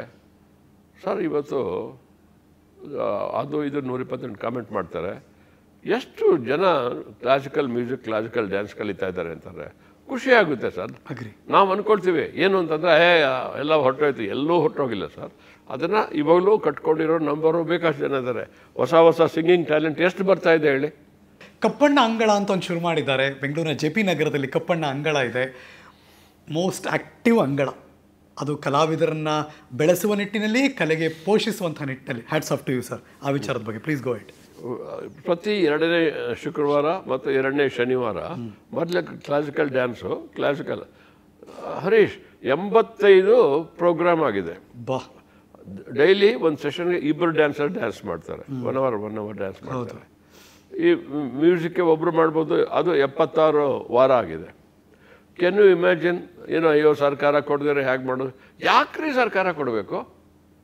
ಯಾಕೆ ಸರ್ಕಾರ ಕೊಡಬೇಕು? ನೀವು ಅಷ್ಟು ಮಾಡೋಕ್ಕಾಗಲ್ವ? ಒಂದು ಹರಿಕತೆ ಸ್ಪಾನ್ಸರ್ ಮಾಡೋಕ್ಕಾಗಲ್ವ? ಒಂದು ಭಜನೆ ಸ್ಪಾನ್ಸರ್ ಮಾಡೋಕ್ಕಾಗಲ್ವ? ಅಲ್ಲಿ ಸರ್ಕಾರದಲ್ಲ ಸಮಸ್ಯೆ. ಕೊಡಬೇಕಾದ ಯಾರು ಕೊಡಬೇಕೋ, ಯಾರು ಮಾಡ್ಬೋದು, ಅವ್ರು ಮಾಡದೇ ಇರೋ ಸಮಸ್ಯೆ. ಆ ತುದಿಯ ಬೀದರ್, ಈ ತುದಿ ಚಾಮರಾಜನಗರ, ಈ ತುದಿ ಕರಾವಳಿ, ಈ ತುದಿಯಿಂದ ಕೋಲಾರ, ಈ ಎಲ್ಲ ದಿಕ್ಕುಗಳಲ್ಲೂ ಜನಪದಿಗರನ್ನ ಒಂದು ಕಡೆ ಸೇರಿಸಿ ಒಂದು ಮೊದಲ ಜನಪದದ ದೊಡ್ಡ ಉತ್ಸವ ಆಗಿದ್ದರೆ, ಅಂದರೆ ಜನಪದದ ಪ್ರತಿ ಪ್ರಾಂತೀಯ ಮಟ್ಟದಲ್ಲಿ ಕಲಾವಿದರನ್ನ ಒಂದು ಪ್ಲ್ಯಾಟ್ಫಾರ್ಮಿಗೆ ಕರೆತರುವಂಥ ಹೆಗ್ಗಳಿಕೆ ಸಾಹೇಬರಿಗೆ ಕೊಡಬೇಕು. ನೋಡಿ ಸರ್, ಅದಂತೂ ಅದ್ಭುತ ಸರ್. ಅದು ಜನಪದದ ಬಗ್ಗೆ ಒಂದೆರಡು ಮಾತು ಹೇಳಬೇಕು ಅಂತ. ನನ್ನ ಮೊದಲ ಪ್ರಯತ್ನ, ಮೇಜರ್ ಪ್ರಯತ್ನ ಅವ್ರೆ 1985 ಏಷ್ಯಾಡ್. ಅದಾದ್ಮೇಲೆ ಆಗೇ ಇಲ್ಲ. ಡೆಲ್ಲಿ ಒಳಗೆ ಆಯಿತು. ಒಟ್ಟು 7,500 ಜನ ಆರ್ಟಿಸ್ಟ್ ಇದ್ರು ಕ್ಯಾಂಪಲ್ಲಿ. ಅದು ಫೋಕ್ ಆರ್ಟಿಸ್ಟು. ನಾನು 250 ಜನ ಆರ್ಟಿಸ್ಟ್ ಕರ್ಕೊಂಡು ಹೋಗಿ 85ರಲ್ಲಿ. ನನಗೆ ಎಷ್ಟು ವಯಸ್ಸು ಅವಾಗ ಅಂತಾರೆ? 31, 32 ಅಷ್ಟು. 48, 58 ಅಷ್ಟು. ಯಾವ ಮಟ್ಟದಲ್ಲಿ ನಿಮ್ಮ ಸಂಘಟನೆ ಇತ್ತು? ಏನೋ ಇತ್ತು ಅಲ್ಲೇ. ಅಲ್ಲಿ ಎಂಥ ಸಿಸ್ಟಮಲ್ಲಿ ಕೆಲಸ ಮಾಡಿದೆ ಅಂದರೆ, 2ನೇ ದಿನ ಮೇಜರ್ ಜನರಲ್ ನರೇಂದ್ರ ಸಿಂಗ್ ಅಂತ ಅಂದ್ಬಿಟ್ಟು ಕ್ಯಾಂಪ್ ಕಮಾಂಡೆಂಟು. ನೋಡಿ, ರಿಹರ್ಸಲ್ ಲೇಟ್ ಆಗೋದು. ಬಂದು ಏನೋ ಮುಗ್ಗ ಬೈತಾನೆ ಇಂಗ್ಲೀಷಲ್ಲಿ, ಯಾರಿಗೂ ಕೇರ್ ಮಾಡಲ್ಲ. ನಾನು ಏನೋ ಸ್ಮಾರ್ಟ್ ಆಗ್ತೀನಿ ಅಂದ್ಬಿಟ್ಟು, ಇಲ್ಲ ಸರ್ ನೀವು ಹೇಳೋದಷ್ಟು ಒಪ್ಕೊಳ್ತೀನಿ, ಬಟ್ ನಾವು ಸೌತ್ ಇಂಡಿಯನ್ಸ್ಗೆ ಈ ಜಾನಪದ ಅನ್ನೋದು ಭಾಳ ಪವಿತ್ರವಾದ್ದು. ನಾವು ಅದನ್ನು ಒಂದು ಪೂಜೆ ಥರ ಮಾಡ್ತೀವಿ. ಸ್ನಾನ ಮಾಡಿಕೊಂಡು ನಾವು ಅಲ್ಲಿ ನಮಸ್ಕಾರ ಮಾಡಿದ್ರೆ ಆಚೆ ಬರಲ್ಲ, ಅದಕ್ಕೋಸ್ಕರ ಲೇಟ್ ಆಗ್ತಾಯಿದೆ. Oh, so you say that is the thing ಅಂತ. ಸರ್, ನನಗೆ ಇಟಗಿ ಈರಣ್ಣನವರ ಒಂದು ಕವನದ ಸಾಲುಗಳು ಅಥವಾ ಚುಟುಕು, ವಾಟ್ ಎವರ್ ವಿ ಕಾಲ್, ಅದು ನನಗೆ ಬಹಳ ಬಹಳ ಬಹಳ ತುಂಬ ಇಷ್ಟ. ಬಿಲ್ಲಿನಿಂದ ಹೊರಟ ಬಾಣ ನಾನು, ಆದರೂ ಗುರಿ ಸೇರಲಿಲ್ಲ. ಬಿಲ್ಲಿನಿಂದ ಹೊರಟ ಬಾಣ ನಾನು, ಆದರೂ ಗುರಿ ಸೇರಲಿಲ್ಲ. ನನ್ನದೇನಿದೆ ತಪ್ಪು ನೀವೇ ಹೇಳಿ, ಬಿಟ್ಟವನು ಗುರಿಕಾರನಲ್ಲ. ಇದು ಒಂದು ಬಾಣ ಹೇಳುತ್ತಂತೆ. ಅಂದರೆ ಬಾಣ ಗುರಿ ತಲುಪಬೇಕಾದ್ರೆ ಗುರಿಕಾರ ತುಂಬ ಶಾರ್ಪ್ ಇರಬೇಕು. ಅಂದರೆ ಯಾರು ಗುರುಸ್ಥಾನದಲ್ಲಿ ನಿಂತಿರ್ತಾರೋ ಅವರ ಕೈ ಕೆಳಗೆ ಕೆಲಸ ಮಾಡಿದ್ರೆ ಮಾತ್ರ ನೀನು ಗುರಿ ತಲುಪ್ತೀಯಾ ಅಂತ. ಸೊ ನಿಮ್ಮ ಗುರುಸ್ಥಾನದಲ್ಲಿ ನಾವು H. ನರಸಿಂಹಯ್ಯನ ನೆನಪಿಸ್ಕೋತೀವಿ, ಅಥವಾ ಮೇಕಪ್ ನಾಣಿಯವರು ನೆನಪಿಸ್ಕೋತೀವಿ, ಅಥವಾ ನೀವು ಕೆಲಸ ಮಾಡಿದಂಥ ದಿಗ್ಗಜರು ನೀವು ಯಾವಾಗಲೂ ನೆನಪಿಸ್ಕೋತೀರಿ. ಅವರ ಪ್ರಭಾವ ನಿಮ್ಮ ಮೇಲೆ ಎಷ್ಟಿದೆ ಮತ್ತು ಅವರ ಪ್ರಭಾವ ರಂಗಭೂಮಿಯ ಮೇಲೆ ಮುಂದಿನ ಪೀಳಿಗೆಗೆ ಏನು ಹೇಳೋಕೆ ಬಯಸ್ತೀರಿ ಸರ್? H. ನರಸಿಂಹಯ್ಯನವರು ನನಗೆ ಒಂಥರ ಮೆಂಟರ್ ಅಂತ ಇಂಗ್ಲೀಷ್ ಅಂತಾರೆ. ಹೌದು, ಕನ್ನಡದಲ್ಲಿ ಮಾರ್ಗದರ್ಶಕ ಇದೆ. ಅಂದರೆ ಇದಲ್ಲ ಹೀಗೆ ಮಾಡು ಆ ಥರದ ಮೇಸ್ಟ್ರಲ್ಲ. ಮತ್ತೆ ಅವ್ರ ಜೊತೆ ಆಗಿದ್ದಿಷ್ಟೇ ಹರೀಶ್. PUC ಎಕ್ಸಾಮ್ ತಗೊಳ್ಳೋಷ್ಟರೊಳಗೆ ನನಗೆ ಮನೆ ಸಮಸ್ಯೆಗಳು ತುಂಬ ಜಾಸ್ತಿ ಆಯಿತು. ಅದು ವಿಚಿತ್ರವಾದ ಸಮಸ್ಯೆ, ಅದು ಹೇಳ್ಕೊಬೋದು, ಪರವಾಗಿಲ್ಲ. ನಾನು ಓದ್ತಾ ಇದ್ದಿದ್ದು ನಮ್ಮ ಮನೆ ಮುಂದೆ ಒಂದು ಬೀದಿ ದೀಪ ಆಯಿತು. ಸೊ ಸಾಯಂಕಾಲ ಬಂದು ಅಲ್ಲಿ ಕುಳಿತುಕೊಂಡ್ರೆ ರಾತ್ರಿ 12, 1 ಗಂಟೆಗೆ ಬೀದಿ ದೀಪದಲ್ಲೇ ಅಲ್ಲೇ ಬೀದಿಯೊಳಗೆ ಕುಳಿತುಕೊಂಡು ಓದ್ತಾ ಇದ್ದೆ. ನಾನು PUC ಬರೋಷ್ಟರೊಳಗೆ ಬೀದಿ ದೀಪ ಇದೇನೋ ಕಾರಣಕ್ಕೋಸ್ಕರನೇ ಅದ್ರ ಕೆಳಗಡೆ ಒಂದು ಬೀದಿ ಕೊಳಾಯಿ ಹಾಕಿದ್ರು. ಈ ಬೀದಿ ಕೊಳ ಇದೆಯಲ್ಲ, ಅದು ಬೀದಿ ದೀಪದಷ್ಟು ಸೈಲೆಂಟ್ ಅಲ್ಲ. ಯಾಕೆಂದರೆ ಆ ನೀರೆಲ್ಲ ಬರೋದು ಸಾಮಾನ್ಯಕ್ಕೆ ಸಾಯಂಕಾಲ ಇರ್ತೈತೆ ಅಲ್ಲಿ. ಆ ಹೆಂಗಸರು ಬರೋದು, ಆಹಾ, ಕನ್ನಡ ಎಷ್ಟು ಅದ್ಭುತ ಅಂತ ಗೊತ್ತಾಗಿತ್ತು. ಅವ್ರು ಬೀದಿ ಕಳಾಯಿಗೆ ಇಟ್ಕೊಂಡು ಒಬ್ಬರ ಮುಂದೆಲ್ಲ ಇನ್ನೊಬ್ಬರ ಮುಂದೆ ಇಟ್ಕೊಂಡು ಆ ಪದಗಳು ಮತ್ತೊಂದು ಎಲ್ಲ. ಒಂದು ದಿವಸ ಪೊಲೀಸ್ನ ಅಣ್ಣ ಬನ್ನಣ್ಣ ಹೇಳಿ ಅಂತಂದ. ಯಾರೋ ಪೊಲೀಸ್ನ ಲಾಟಿ ಐ ಅಂತಂದ. ಅದು ಯಾವುದೋ ಹೆಂಗಸು ಇದೇನೋ ಪದ ಉಪಯೋಗಿಸೋದು, ವಾಪಸ್ ಹೊರಟೋದವ. ಎಲ್ಲರ ಮುಂದೆ ಎಂಥ ಕಾಮೆಂಟ್ ಮಾಡಿದ್ಲು ಅಂದರೆ ಆ ಥರ. ನಾನು ಓದೋಕ್ಕಾಗಲ್ಲ ಅಂತ ಡಿಸೈಡ್ ಮಾಡಿದೆ. ಹೆಚ್ಚನ ಹತ್ರ ಹೋದೆ. ಮೇಷ್ಟ್ರೆ ನನಗೊಂದು ಪರ್ಮಿಷನ್ ಏನು, ಈ ಥರ ಮನೇಲಿ ಓದೋದು ಬಹಳ ಕಷ್ಟ ಇದೆ, ನಾನು ಇಲ್ಲೇ ಸಾಯಂಕಾಲ ಬಂದು ಕ್ಲಾಸ್ ರೂಮಲ್ಲಿ ಓದ್ಕೊಂಡು ಇಲ್ಲೇ ಮಲಗಿ ಹೋಗ್ತೀನಿ ಅಂತ. ಬಾಪ ಅಂತಂದರು. ಲಲಿತಮ್ಮನವ್ರ ಕಂಪ್ಲೇಂಟ್ ಇತ್ತು ಸರ್ ಅವಾಗ? ಅವ್ರಿಗೆ ಹೇಳಿರ್ಬೇಕು, ಅವಳೇ ಮಾಡಿರ್ಬೇಕು ಹೆಚ್ಚು ಅವಳು ಅಂತ. ಆಮೇಲೆ ಈ ಥರ ಭಾಳ ಎಷ್ಟು ಕೇಳಿ, ಯಾಕ್ರಿ ಒಬ್ರು ಹೆಚ್ಚರಂತವ್ರು ನನಗೆ ಬಂದ್ಬಿಟ್ಟು ಬೇಡಪ್ಪ ಗುಂಡಾಕ್ಬೇಡಪ್ಪ ಅಂತ ಹೇಳೋದಿಲ್ಲ ಪರ್ಸ್ನಲಾಗಿ. ಎಂಥ ದೊಡ್ಡ ವಿಷಯ ಅದು. ಹೇಳೋ ರೀತಿ ಇದೆಯಲ್ಲ, ಹೇಳೋ ರೀತಿ ಇದೆಯಲ್ಲ, ಅದು ಇಂಪಾರ್ಟೆಂಟ್. ಹಾಂ, ಆ ಥರ ಮಾಡಿದ್ರು. ನಾನು ಹಾಳಾಗೋಗ್ಲಿ, ನಾನು ಯಾರಿಗೂ ಈ ಥರ ಮಾತು ಕೊಟ್ಟಿರಲಿಲ್ಲ, ಇವತ್ತು ನಿಮ್ಗೆ ಮಾತು ಕೊಟ್ಟಿದ್ದೀನಿ, ನಾನು ಗುಂಡಾಕಲ್ಲ ಇನ್ಮೇಲೆ ಅಂತ. ಮುನ್ನಪ್ಪ ಅಂತ ಬಿಡಲಿಲ್ಲ. ಮಾರನೇ ದಿನ ನಾನು ಹೆಂಡ್ತಿಗೆ ಫೋನ್ ಮಾಡೋದು, ಏನಮ್ಮ ಮನೆಗೆ ಬೇಗ ಬಂದಿದ್ರು? ಇಲ್ಲ, ಮನೆಗೆ ಬಂದಿದ್ರಮ್ಮ, ಇನ್ನೇನೋ ವಾಸನೆಗೆ ಇಷ್ಟ ಇರಲಿಲ್ಲಮ್ಮ, ಹೀಗೆಲ್ಲ ಮಾಡಿ. ಅದು ಜಾಸ್ತಿ ಆಯಿತು ಅಂತ ಅನ್ನಿಸ್ತು. ದಟ್ ವಾಸ್ ಟೂ ಮಚ್ ಅಂತ ಅಂದ್ಬಿಟ್ಟು ಒಂದು ದಿವಸ ನಾನು ಚೌಡಯ್ಯನಲ್ಲಿ ಫಂಕ್ಷನ್ ಮುಗಿಸ್ಕೊಂಬಂದೆ. ಲಲಿತಾ ಇಲ್ಲಿ ಕಲಾಕ್ಷೇತ್ರದಲ್ಲಿ ಇರ್ತಾಳೆ ಅಂತ. ಹೆಚ್ಚನ್ನು ಅಲ್ಲೇ ಇದ್ದಾರೆ. ನಾನು ಬರ್ತೀನಿ, ಚೆನ್ನು ಲಲಿತಾ ಒಂದಷ್ಟು ಗುಂಪು ಬರ್ತಾ ಇದೆ. ಗುಡ್ ಮಾರ್ನಿಂಗ್, ಯಾವಾಗ ಸಿಕ್ಕಿದ್ರು ಗುಡ್ ಮಾರ್ನಿಂಗ್. ಅದು ಗುಡ್ ಮಾರ್ನಿಂಗ್ ಅಂದರೆ ಎಷ್ಟೊತ್ತಿಗೆ ಸಿಕ್ಕಿದ್ರು ಗುಡ್ ಮಾರ್ನಿಂಗ್, ಎಷ್ಟು ಬಂದ್ರು ಗುಡ್ ಮಾರ್ನಿಂಗೆ. ಅದು ರಾತ್ರಿ 12 ಗಂಟೆಗೂ ಗುಡ್ ಮಾರ್ನಿಂಗೆ. ಅದು ಇಂಗ್ಲೀಷ್ ಅದೊಂದೇ ಉಪಯೋಗಿಸೋದವರು ಅದು ಅಂತ. ಏನು ಅಂತಂದರೆ ನನಗೆ ಗುಡ್ ಮಾರ್ನಿಂಗ್ ಅಂದರು. ಎಲ್ಲರ ಮುಂದೆ ಹಿಂದೆ ಮುಂದೆ ನೋಡಿದೆ. ಮೇಷ್ಟ್ರೆ ಅದೇ ಗುಡ್ ಮಾರ್ನಿಂಗ್ ಗುಡ್ ನೈಟ್ ಇರಲಿ, ಅದೇನು ಮೇಷ್ಟ್ರೆ ನೀವು ಮಾಡೋದು ಅಂತ. ಏನಪ್ಪ ಅಂತಿದ್ರು. ನಾನು ಇಲ್ದಿರೋವಾಗ ದಿನ ನನ್ನ ಹೆಂಡ್ತಿಗೆ ಫೋನ್ ಮಾಡ್ತೀನಿ, ದಿನ ವಿಚಾರ್ಸಕ್ಕೆ ಫೋನ್ ಮಾಡ್ದೆ ಬಂದ ಅಂತ. ನಾನು ಕೇಳಿದ ರೀತಿ ಏನು ನಾನು ಇಲ್ಲದೆ ಇರೋವಾಗ ದಿನ ನನ್ನ ಹೆಂಡ್ತಿಗೆ ಫೋನ್ ಮಾಡ್ತಿದ್ರು ಅಂತ. ಏನು ಮೇಷ್ಟ್ರೆ ಅಂದೆ. ಅಯ್ಯೋ ಭಗವಂತ. ನೆಕ್ಸ್ಟ್ ಡೇಯಿಂದ ಅದು ಕ್ಲೋಸ್. ಫೋನೇ ಮಾಡಿಲ್ಲ, ಫೋನೇ ಮಾಡಲಿಲ್ಲ. ಅದು ಹೆಚ್ಚಿನ ಸಂಬಂಧ. ಅಂದರೆ ಗುರು ಶಿಷ್ಯರ ಆ ಅವಿನಾಭಾವ ಸಂಬಂಧ ಆಗಿತ್ತು. ಆ ಥರ ಇತ್ತು. ಅವ್ರು ಎಷ್ಟು ಶಾರ್ಪ್ ಆಗಿದ್ರು, ಎಷ್ಟು ಇದಾಗಿದ್ರು ಅಂದರೆ, ಒಬ್ಬ ನಾರಾಯಣ ಅಂತ ಹಾಸ್ಟೆಲಲ್ಲಿದ್ದ, ಬೆಳ್ಳನೆ ಹುಡುಗ, ಪಂಚೆ ಉಟ್ಕೊಳ್ತಾ ಇದ್ದ. ಹೆಚ್ಚನ್ನುಗೆ ಅವನು ನಾನು ಭಾಳ ಪ್ರೀತಿ, ನಾನು ಅವರು ತುಂಬ ಕ್ಲೋಸ್. ಅದು ಜೋಬು ಕೈ ಹಾಕೋದು, ಟೋಪಿ ಎತ್ಕೊಳ್ಳೋದು ಅದೆಲ್ಲ ಮಾಡ್ತಾ ಇರಲಿಲ್ಲ. ಅವ್ನು ನಾರಾಯಣ ಮಾಡೋನು. ಹಲೋ ಮಿಸ್ಟರ್ ಎಚ್.ಎನ್ ಅಂತ ಟೋಪಿ ಎತ್ಕೊಂಡ್ಬಿಡ, ಈಗ ಕೊಡ ಇಲ್ಲೇ ಅನ್ನೋರು, ಜೋಬ್ಗೆ ಹಿಂಗೆ ಅದೆಲ್ಲ ಮಾಡ್ತಾರೆ. ಅಂದರೆ ಅವನು ತುಂಬ ಒಳ್ಳೆ ಹುಡುಗ, ಅದ್ರ ಬಗ್ಗೆ ಡೌಟೇ ಇಲ್ಲ. ನನಗೆ ಹೊಟ್ಟೆ ಕಿಚ್ಚು. ನಾನು ಫಸ್ಟೇ ಹೊರ್ತರು, ನಾನು ಸೆಕೆಂಡ್ ಆಗಬಾರ್ದು ಅಂತ. ಒಂದು ದಿವಸ ಒಂದು ಸುದ್ದಿ ಸಿಕ್ತು. ನಾರಾಯಣ ಇನ್ನೊಂದಿಬ್ಬರು ಹುಡುಗಿರು ಅಲ್ಲೆಲ್ಲೋ NMHಲ್ಲಿ ಕಾಫಿ ತಿಂಡಿ ಮಾಡ್ತಾಯಿದ್ದಂತ. ಡಿನ್ನರ್ ಇವತ್ತು ಅಂತ ಹೌದು ಮೇಷ್ಟ್ರೆ, ಸುಮ್ಮನೆ ನಾರಾಯಣ ಅಂತ ತಲೆ ಮೇಲೆ ಕೂಡಿಸ್ಕೊಂಡಿದ್ದೆ. ಅವ್ನಿಗೆ ಗೊತ್ತಾ? ಏನಪ್ಪ ಹೇಳ್ದಾಗೆಲ್ಲ ಆಯ್ತು. ಹೌದಾ, ಇಲ್ಲಿ ಪಾಪ ಇಲ್ಲೇ ನಿಂತ್ಕೋಪ್ಪ ನನ್ನ ಜೊತೆ ಇವತ್ತು ನಿಂತ್ಕೋಪ್ಪ ಅಂದರು. ಅವ್ನು ಬಂದ ಯಥಾ ಪ್ರಕಾರ ನಕ್ಕೊಂಡು ಎಲ್ಲ ಬರ್ತಿದ್ದ. ಬಂದು ಹತ್ರ ಬಂದಿದ ತಕ್ಷಣ ಗುಡ್ ಮಾರ್ನಿಂಗ್, ವಾಟ್ ಸಾರ್, ಇಲ್ಲೇ ನಿಂತ್ಬಿಟ್ಟಿದ್ದೀರಿ, ಏನು ವಾಚ್ಮ್ಯಾನ ಅಂತೇನೋ ಅನ್ಕೊಂಡ್ಬಂದ. ಸುಮ್ಮನೆ ನಿಂತಲ್ಲ ಹಟ್ಟೆ, ಏನೋ ನಿನಗೆ ಒಳ್ಳೆ ಹುಡುಗ ಆಗ ಹೀಗೇನೀಗ ಈಗಲೂ ಒಳ್ಳೆ ಹುಡುಗನೇ, ಏನು ತಪ್ಪು ಮಾಡಿ ಎಲ್ಲೋಗಿದ್ದೆ? NMHಗೆ ಹೋಗಿದ್ದೆ.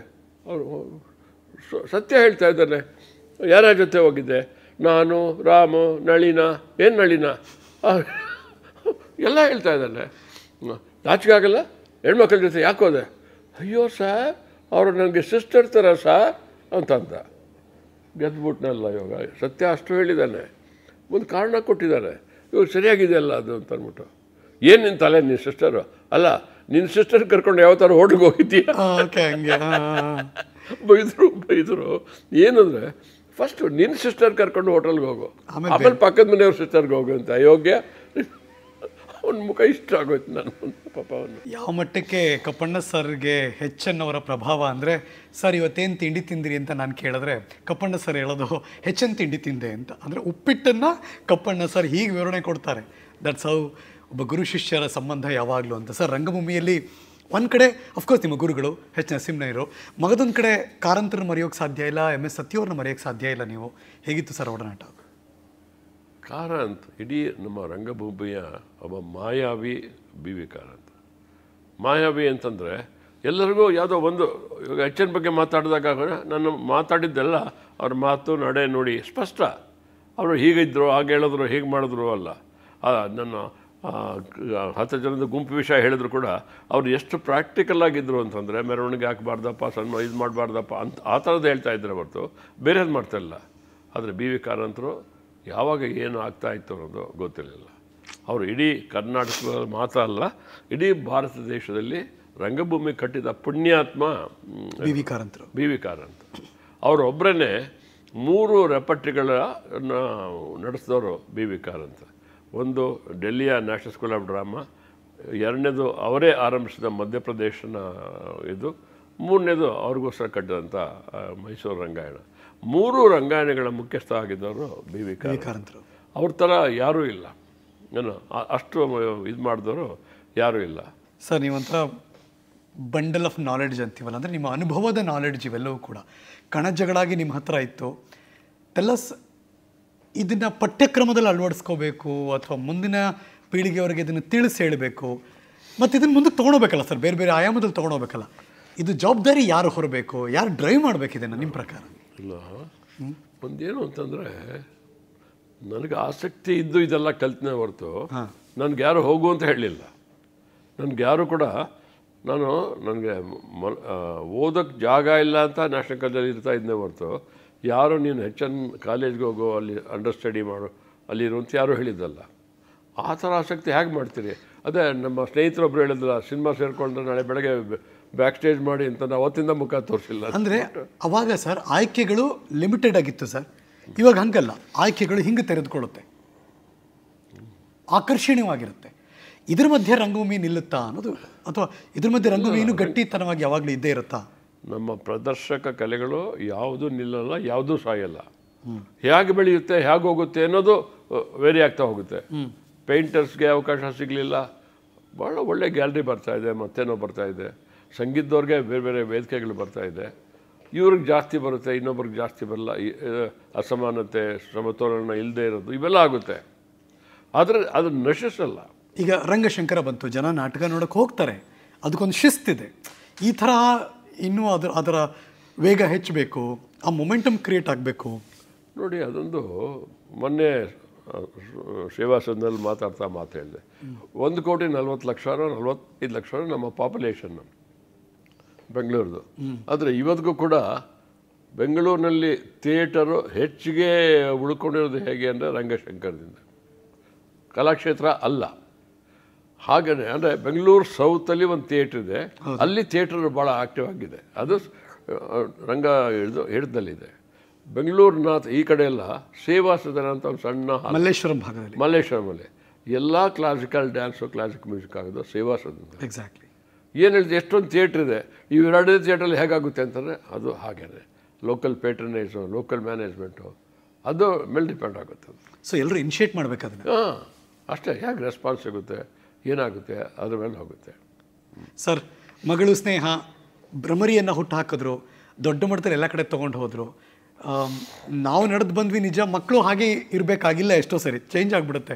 ಬಟ್ ನಿಮ್ಮನೇಲಿ ಹಂಗಲ್ಲ, ಅದೇ ಇನ್ಫ್ಲೂಯೆನ್ಸಲ್ಲಿ ಬೆಳೆದಿದ್ದಾರೆ ಮಕ್ಕಳು. ನಿಮಗೆ ಗೊತ್ತಿಲ್ಲ, ನನ್ನ ಮಾನ ತೆಗಿತಿದ್ದಾಳೆ ನನ್ನ ಮಗಳು. ಏನು ಅಂತಂದರೆ sir, she is so active. ಪ್ರತಿದಿನ ಮೆಸೇಜ್ ಬರುತ್ತೆ ನನಗೆ ವಾಟ್ಸಪ್ ಅಲ್ಲಿ ಸ್ನೇಹ ಮಾಡೋ ಆಕ್ಟಿವಿಟೀಸ್ ಬಗ್ಗೆ. ನಾನು ಥಿಯೇಟರ್ ಪರ್ಸನಾಲಿಟಿ.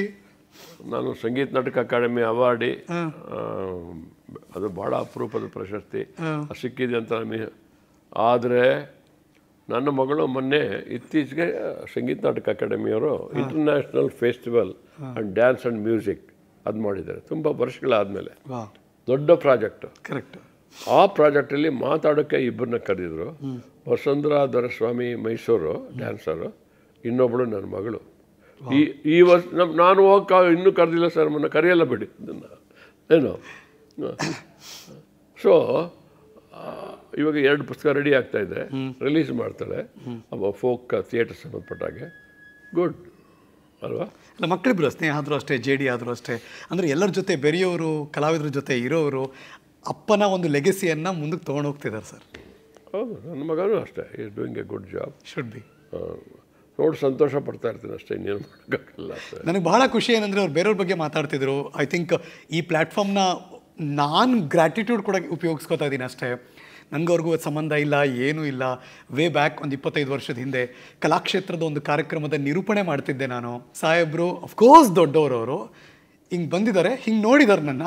ಅದಾದ್ಮೇಲೆ ಬ್ಯಾಕ್ ಸ್ಟೇಜಿಗೆ ಬಂದಿದ್ದಾರೆ, ಅಬ್ಸರ್ವ್ ಮಾಡಿದ್ದಾರೆ ನನ್ನ, ಮತ್ತೆ ವಾಪಸ್ ಬಂದಿದ್ದಾರೆ. ಅಲ್ಲೊಬ್ರು ಆರ್ಗನೈಸರ್ನ ಕರೆದು ಯಾರಿ ಹುಡುಗ ಅಂತ ಕೇಳಿದ್ದಾರೆ. ಆಮೇಲೆ ಬಂದು ಹೇಳ್ತಾರೆ ಅವ್ರು ನನಗೆ, ಯಾರಿದು ಅಂತ ಕೇಳಿದ್ರು. ಹರೀಶ್ ಅಂತ ಹೇಳಿದ್ವಿ. ಓಕೆ ಗುಡ್ ಅಂತಾರೆ. ಆಮೇಲೆ ಕರೀರಿ ಅಂತಾರೆ. ನಾನು ವಾಪಸ್ ಹೋಗ್ತೀನಿ. ಮೊದಲನೇ ಭೇಟಿ ಕಲಾಕ್ಷೇತ್ರದ ಬ್ಯಾಕ್ ಸೈಡಲ್ಲಿ ಕಾರಿಡಾರ್ನಲ್ಲಿ. ಸರ್ ನಮಸ್ಕಾರ ಅಂದೆ, ಗೊತ್ತಿಲ್ಲ ಯಾರು ಅಂತ. ನಾನು ಕಪ್ಪಣ್ಣ ಅಂತ ಅವರೇ ಪರಿಚಯ ಮಾಡ್ಕೋತಾರೆ. ಸರ್ ನಮಸ್ಕಾರ ಸರ್ ಅಂತೀನಿ. ಅದಾದ್ಮೇಲೆ ಅವ್ರೊಂದು ಮಾತು ಹೇಳ್ತಾರೆ, ಚೆನ್ನಾಗಿ ಮಾತಾಡಿದೆ ನೀನು, ಇಷ್ಟು ಮಾತಾಡ್ತಾರೆ. ನಂಗೆ ಖುಷಿ ಆಗುತ್ತೆ. ಯಾರೇ ಚೆನ್ನಾಗಿ ಮಾಡಿದಾಗ ಹೇಳಿದ್ರೆ ಖುಷಿ ಪಟ್ಟೇ ಪಡ್ತೀವಿ. ಆದರೆ ಇನ್ನೊಂದು ಮಾತು ಹೇಳ್ತಾರೆ, ಅದು ನಂಗೆ ಇವತ್ತಿಗೂ ಮರೆಯೋಕ್ಕೆ ಸಾಧ್ಯ ಇಲ್ಲ. 26 ವರ್ಷ ಆದರೂ. ಹೀ ಸೆಡ್, ಚೆನ್ನಾಗಿ ಮಾಡಿದೆ ನಿಜ, ಆದರೆ ಯಾಕೆ ನೀನು ಇಷ್ಟ ಆದೆ ನನಗೆ ಅಂತ ಬ್ರೀಫ್ ಕೊಡ್ತಾರೆ ಅವರು. ಯಾಕೆ ಅಂದರೆ, ನೀನು ಬೇರೆಯವ್ರ ಕಾಪಿ ಅಲ್ಲ, ನೀನು ನಿನ್ನ ತಂದಲ್ಲಿ ನಿರೂಪಣೆ ಮಾಡ್ತಿದ್ಯಾ.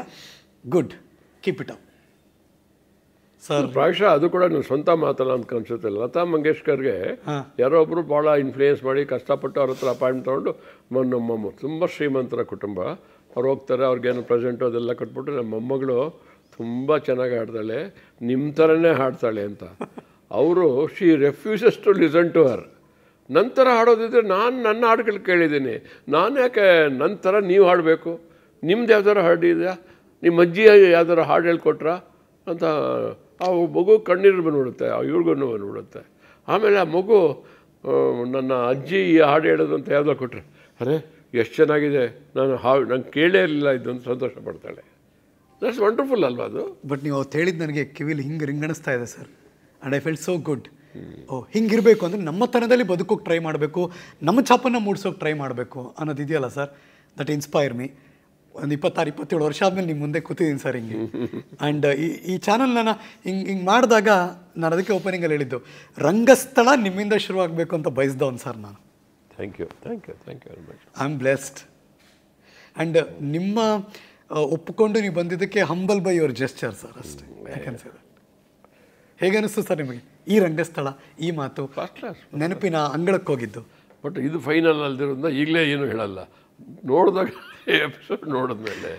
ಸರ್ ನೀವಿಷ್ಟು ಮಾತಾಡಿದ್ಮೇಲೆ, ಕೇಳಿಸ್ಕೊಂಡ್ಮೇಲೆ ನಮಗೆ ವಾವ್ ಅನಿಸುತ್ತೆ. ಆ್ಯಂಡ್ ನಾವು ಕನ್ವಿನ್ಸ್ ಆದರೆ ಈ ಥರದ ಆಸಕ್ತಿ ಇರೋ ಜನಗಳಿಗೆ ಒಂದಷ್ಟು ನೋಡಬೇಕು, ಅದನ್ನು ಮುಂದುವರಿಸಬೇಕು ಅಂತ ಅನಿಸುತ್ತೆ. ನನಗೊಂದು ಚಿಕ್ಕದಾಗಿ ಒಂದು ಕೊನೆ ಕ್ಲೈಮ್ಯಾಕ್ಸ್ ಒಂದಷ್ಟು ಮಾತಾಡಬೇಕು ಸರ್. ಸಿನಿಮಾ ಥಿಯೇಟ್ರ್ಗಳಿದೆ, ಈ ನಿಜವಾದ ರಂಗಭೂಮಿ ಕ್ಷೇತ್ರ ಕಡಿಮೆ ಇದೆ, ಪ್ಲ್ಯಾಟ್ಫಾರ್ಮ್ಗಳು ಕಡಿಮೆ ಇದೆ.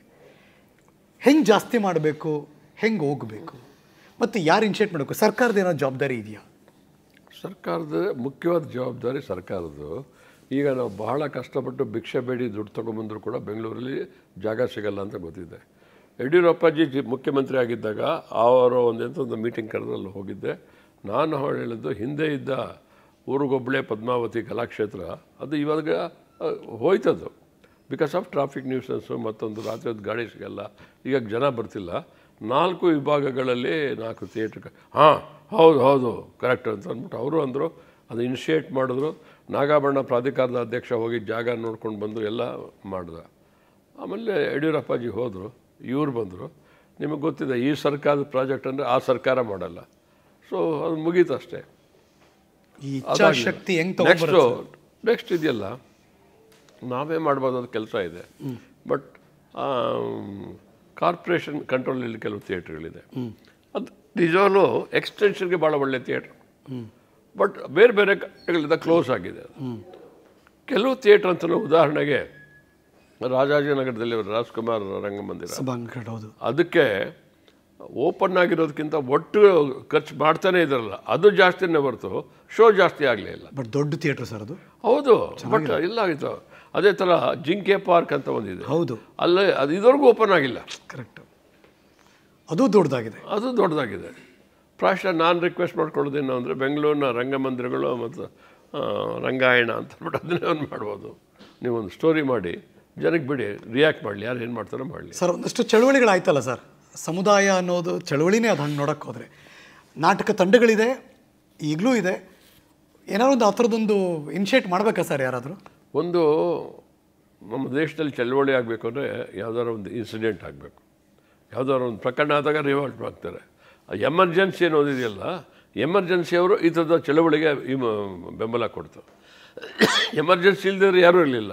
ಆಗ ನಾಟಕ ಹಾಳಾಗೋ ಥರ ಇತ್ತು. ಹೇಗೆ ಅಂತಂದರೆ, ಎಮರ್ಜೆನ್ಸಿ ವ್ಯವಸ್ಥೆಯ ವಿರುದ್ಧ ಅಂದ್ಬಿಟ್ಟು ಯಾವುದೋ ನಾಟಕ ಒಂದು ಟೋಪಿ ಹಾಕೊಂಡ್ಬಿಟ್ಟು ವ್ಯವಸ್ಥೆಯ ವಿರುದ್ಧದ ನಾಟಕ ಅಂತ ಮಾಡ್ತಿದ್ರು. ಸೊ ಆ ಥರ ಅಲ್ಲ, ಸಹಜವಾಗಿ ಈ ಅಪೋಸ್ ಮಾಡೋದು ನಿಮ್ಮ ಜೀವನ ಶೈಲಿಯ ಕ್ರಮ ಆಗಿ ಮಾಡಿದ್ರೆ ಆಗೇನಾದ್ರು ಆಗುತ್ತೆ. ಇಲ್ದರೆ ಸುಮ್ಮನೆ ಬಂದರೆ ಬನ್ನಿ ನಾವು ಪ್ರೊಟೆಸ್ಟ್ ಮಾಡ್ತೀವಿ ಅಂದರೆ ಏನೂ ಆಗಲ್ಲ. ಅದಾಗಬಾರ್ದು. ಕಲೆಗೆ, ಕಲಾವಿದರಿಗೆ ಜಾತಿಯಲ್ಲಿ ಬರಬೇಕು. ದುರಂತ ಯಾವುದು ಅಂತಂದರೆ ಒಂದಷ್ಟು ಜನ, ಉದಾಹರಣೆಗೆ ನಾನು, ನಂತರ ಇನ್ನೂ ಇದ್ದಾರೆ, ಇಲ್ಲ ಅಂತಲ್ಲ. ನಾವು ಪಕ್ಷಾತೀತರು, ಡೆಲಿಬ್ರೇಟಾಗಿ ಯಾವ ಪಕ್ಷಕ್ಕೂ ಸೇರ್ಕೋಬಾರ್ದು ಅಂತ ಒದ್ದಾಡ್ತಿರೋದು. ಇದರಿಂದಾಗಿ ಇವರು ಕೂಡ ನಮ್ಮನ್ನಲ್ಲ ಅಂತಾರೆ, ಅವರು ಕೂಡ ಅವ್ರು ನಮ್ಮನ್ನಲ್ಲ ಅಂತಾರೆ. ಒಟ್ಟಲ್ಲಿ ಎರಡೂ ನಮ್ಮನ್ನೆಲ್ಲ ಸೇರ್ಕೊಂಡು ನಾನು ಏನೂ ಅಲ್ಲ. ಚಿಕ್ಕದಾಗಿ ಕಲಾವಿದರು ಪಕ್ಷಕ್ಕೆ ಅಥವಾ ಒಂದು ರಾಜಕೀಯ ಪಕ್ಷಕ್ಕೆ ಹೋಗೋ ಮನಸ್ಥಿತಿ ಇದ್ದರೆ ಗುಡ್ಡ ಬೆಳವಣಿಗೆ ಒಳ್ಳೆಯದಾ? ನನ್ನ ಪ್ರಕಾರ ಅಲ್ಲ ಅಂತ. ಅಂದರೆ ತಮ್ಮ ಕಲೆಯನ್ನೇ ಭವಿಷ್ಯವಾಗಿ ಕಟ್ಕೊಳ್ಳೋಕೆ ಇಷ್ಟಪಡೋದಿದ್ರೆ ಆಗ ರಾಜಕಾರಣವನ್ನು ನೀವು ಇಷ್ಟಪಡಬಾರ್ದು. ಪ್ರಶಸ್ತಿಗಳ ಮೇಲೆ ನಿಮ್ಮ ಕಮೆಂಟ್ ಏನು ಸರ್? ಅಯ್ಯೋ, ಭಾಳ ಒಳ್ಳೆ ಕೆಲಸ ಆಗಿದೆ. ಆ ಪ್ರಶಸ್ತಿಗಳು ತಮ್ಮ ಮಾನ ಕಳ್ಕೊಂಡಿವೆ. ಪ್ರಶಸ್ತಿಗಳಿಗೆ ಬೆಲೆನೇ ಇಲ್ದಂಗೆ ಆಗಿದೆ. ಅಟ್ಲೀಸ್ಟ್ ಯೋಗ್ಯರಿಗೆ ಸಂದಿದೆಯಾ? ಯೋಗ್ಯರಿಗೂ ಸಂದಿದೆ, ಬಟ್ ಎಲ್ಲರೂ ಯೋಗ್ಯರು ಅಂತ ಹೇಳೋಕ್ಕಾಗಲ್ಲ. ಆಮೇಲೆ ಅದು ಕೂಡ ಮ್ಯಾಟ್ರ್ ಆಫ್ ಒಪಿನಿಯನ್ ಅಂತ ನೀವು ಹೇಳಿದ್ರೆ ಅದನ್ನು ಒಪ್ಕೊಳ್ಳೋಕ್ಕೆ ರೆಡಿ ನಾನು. ಆ ಕಾಮೆಂಟ್ ಕೂಡ ಹೌದು, ನನ್ನ ಮಾನದಂಡ ನಾನು ಅಯೋಗ್ಯರು ಅಂತ ಹೇಳ್ಬೋದು. ಬಟ್ ನಿಮ್ಮ ಮಾನದಂಡದಲ್ಲಿ ಅವ್ರು ಯೋಗ್ಯರಾಗಿರ್ಬೋದು, ತಪ್ಪೇನಿಲ್ಲ ಅದು. ಬಟ್ ಅದು ಕಷ್ಟ. ಆಮೇಲೆ ಯಾರೋ ಇವ್ರಿಗೆ ತಪ್ಪು ಅಡ್ವೈಸ್ ಕೊಟ್ಟು ಆ ಪ್ರಶಸ್ತಿಗಳ ಜೊತೆ 2 ಲಕ್ಷ 3 ಲಕ್ಷ 5 ಲಕ್ಷ ಕೊಟ್ಟಾಗಲಿಂದ ಅದು ಹಾಳಾಗೋಯ್ತು. ಇಲ್ಲದ್ರೆ ಬರೀ ಒಂದು ತಗಡು ಅಂತಂದಿದ್ರೆ ಅದು ತಾವು ಹೋಗ್ತಾಯಿದ್ರು. ಅದೊಂದು ನಿಜವೂ ಅದೇ ಕರೆಕ್ಟು, ಅದೊಂದು ಬೆಲೆ ಗೌರವ ಅಷ್ಟೇ. ಅದು ನಮ್ಮ ಅತಿಥಿ, ರಂಗಸ್ಥಳದ ಅತಿಥಿ ಶ್ರೀ ಶ್ರೀನಿವಾಸ್ ಜಿ ಕಪ್ಪಣ್ಣ ಅವರಿಗೆ, ಗುರುಗಳಿಗೆ ಒಂದು ಪ್ರೀತಿಯ ಗೌರವ. ಸರ್ ಅಲ್ಲೇ ಕೂತ್ಕೊಳ್ಳಿ ಸರ್, ಏನೂ ತೊಂದರೆ ಇಲ್ಲ, ಹಾಗೆ ಕೊಡ್ತೀನಿ ನಾನಷ್ಟೇ. ಕೇಕ್ವಾಲ ಮತ್ತು ತಾಜಾ ಮಿಠಾಯಿ ಕಡೆಯಿಂದ ಸರ್ ನಿಮ್ಗೆ ಇಷ್ಟವಾಗಿರೋದೆಲ್ಲ ಇದೆ, ನೀವು ತಿನ್ಬೋದು. Thank you sir. Thank you sir.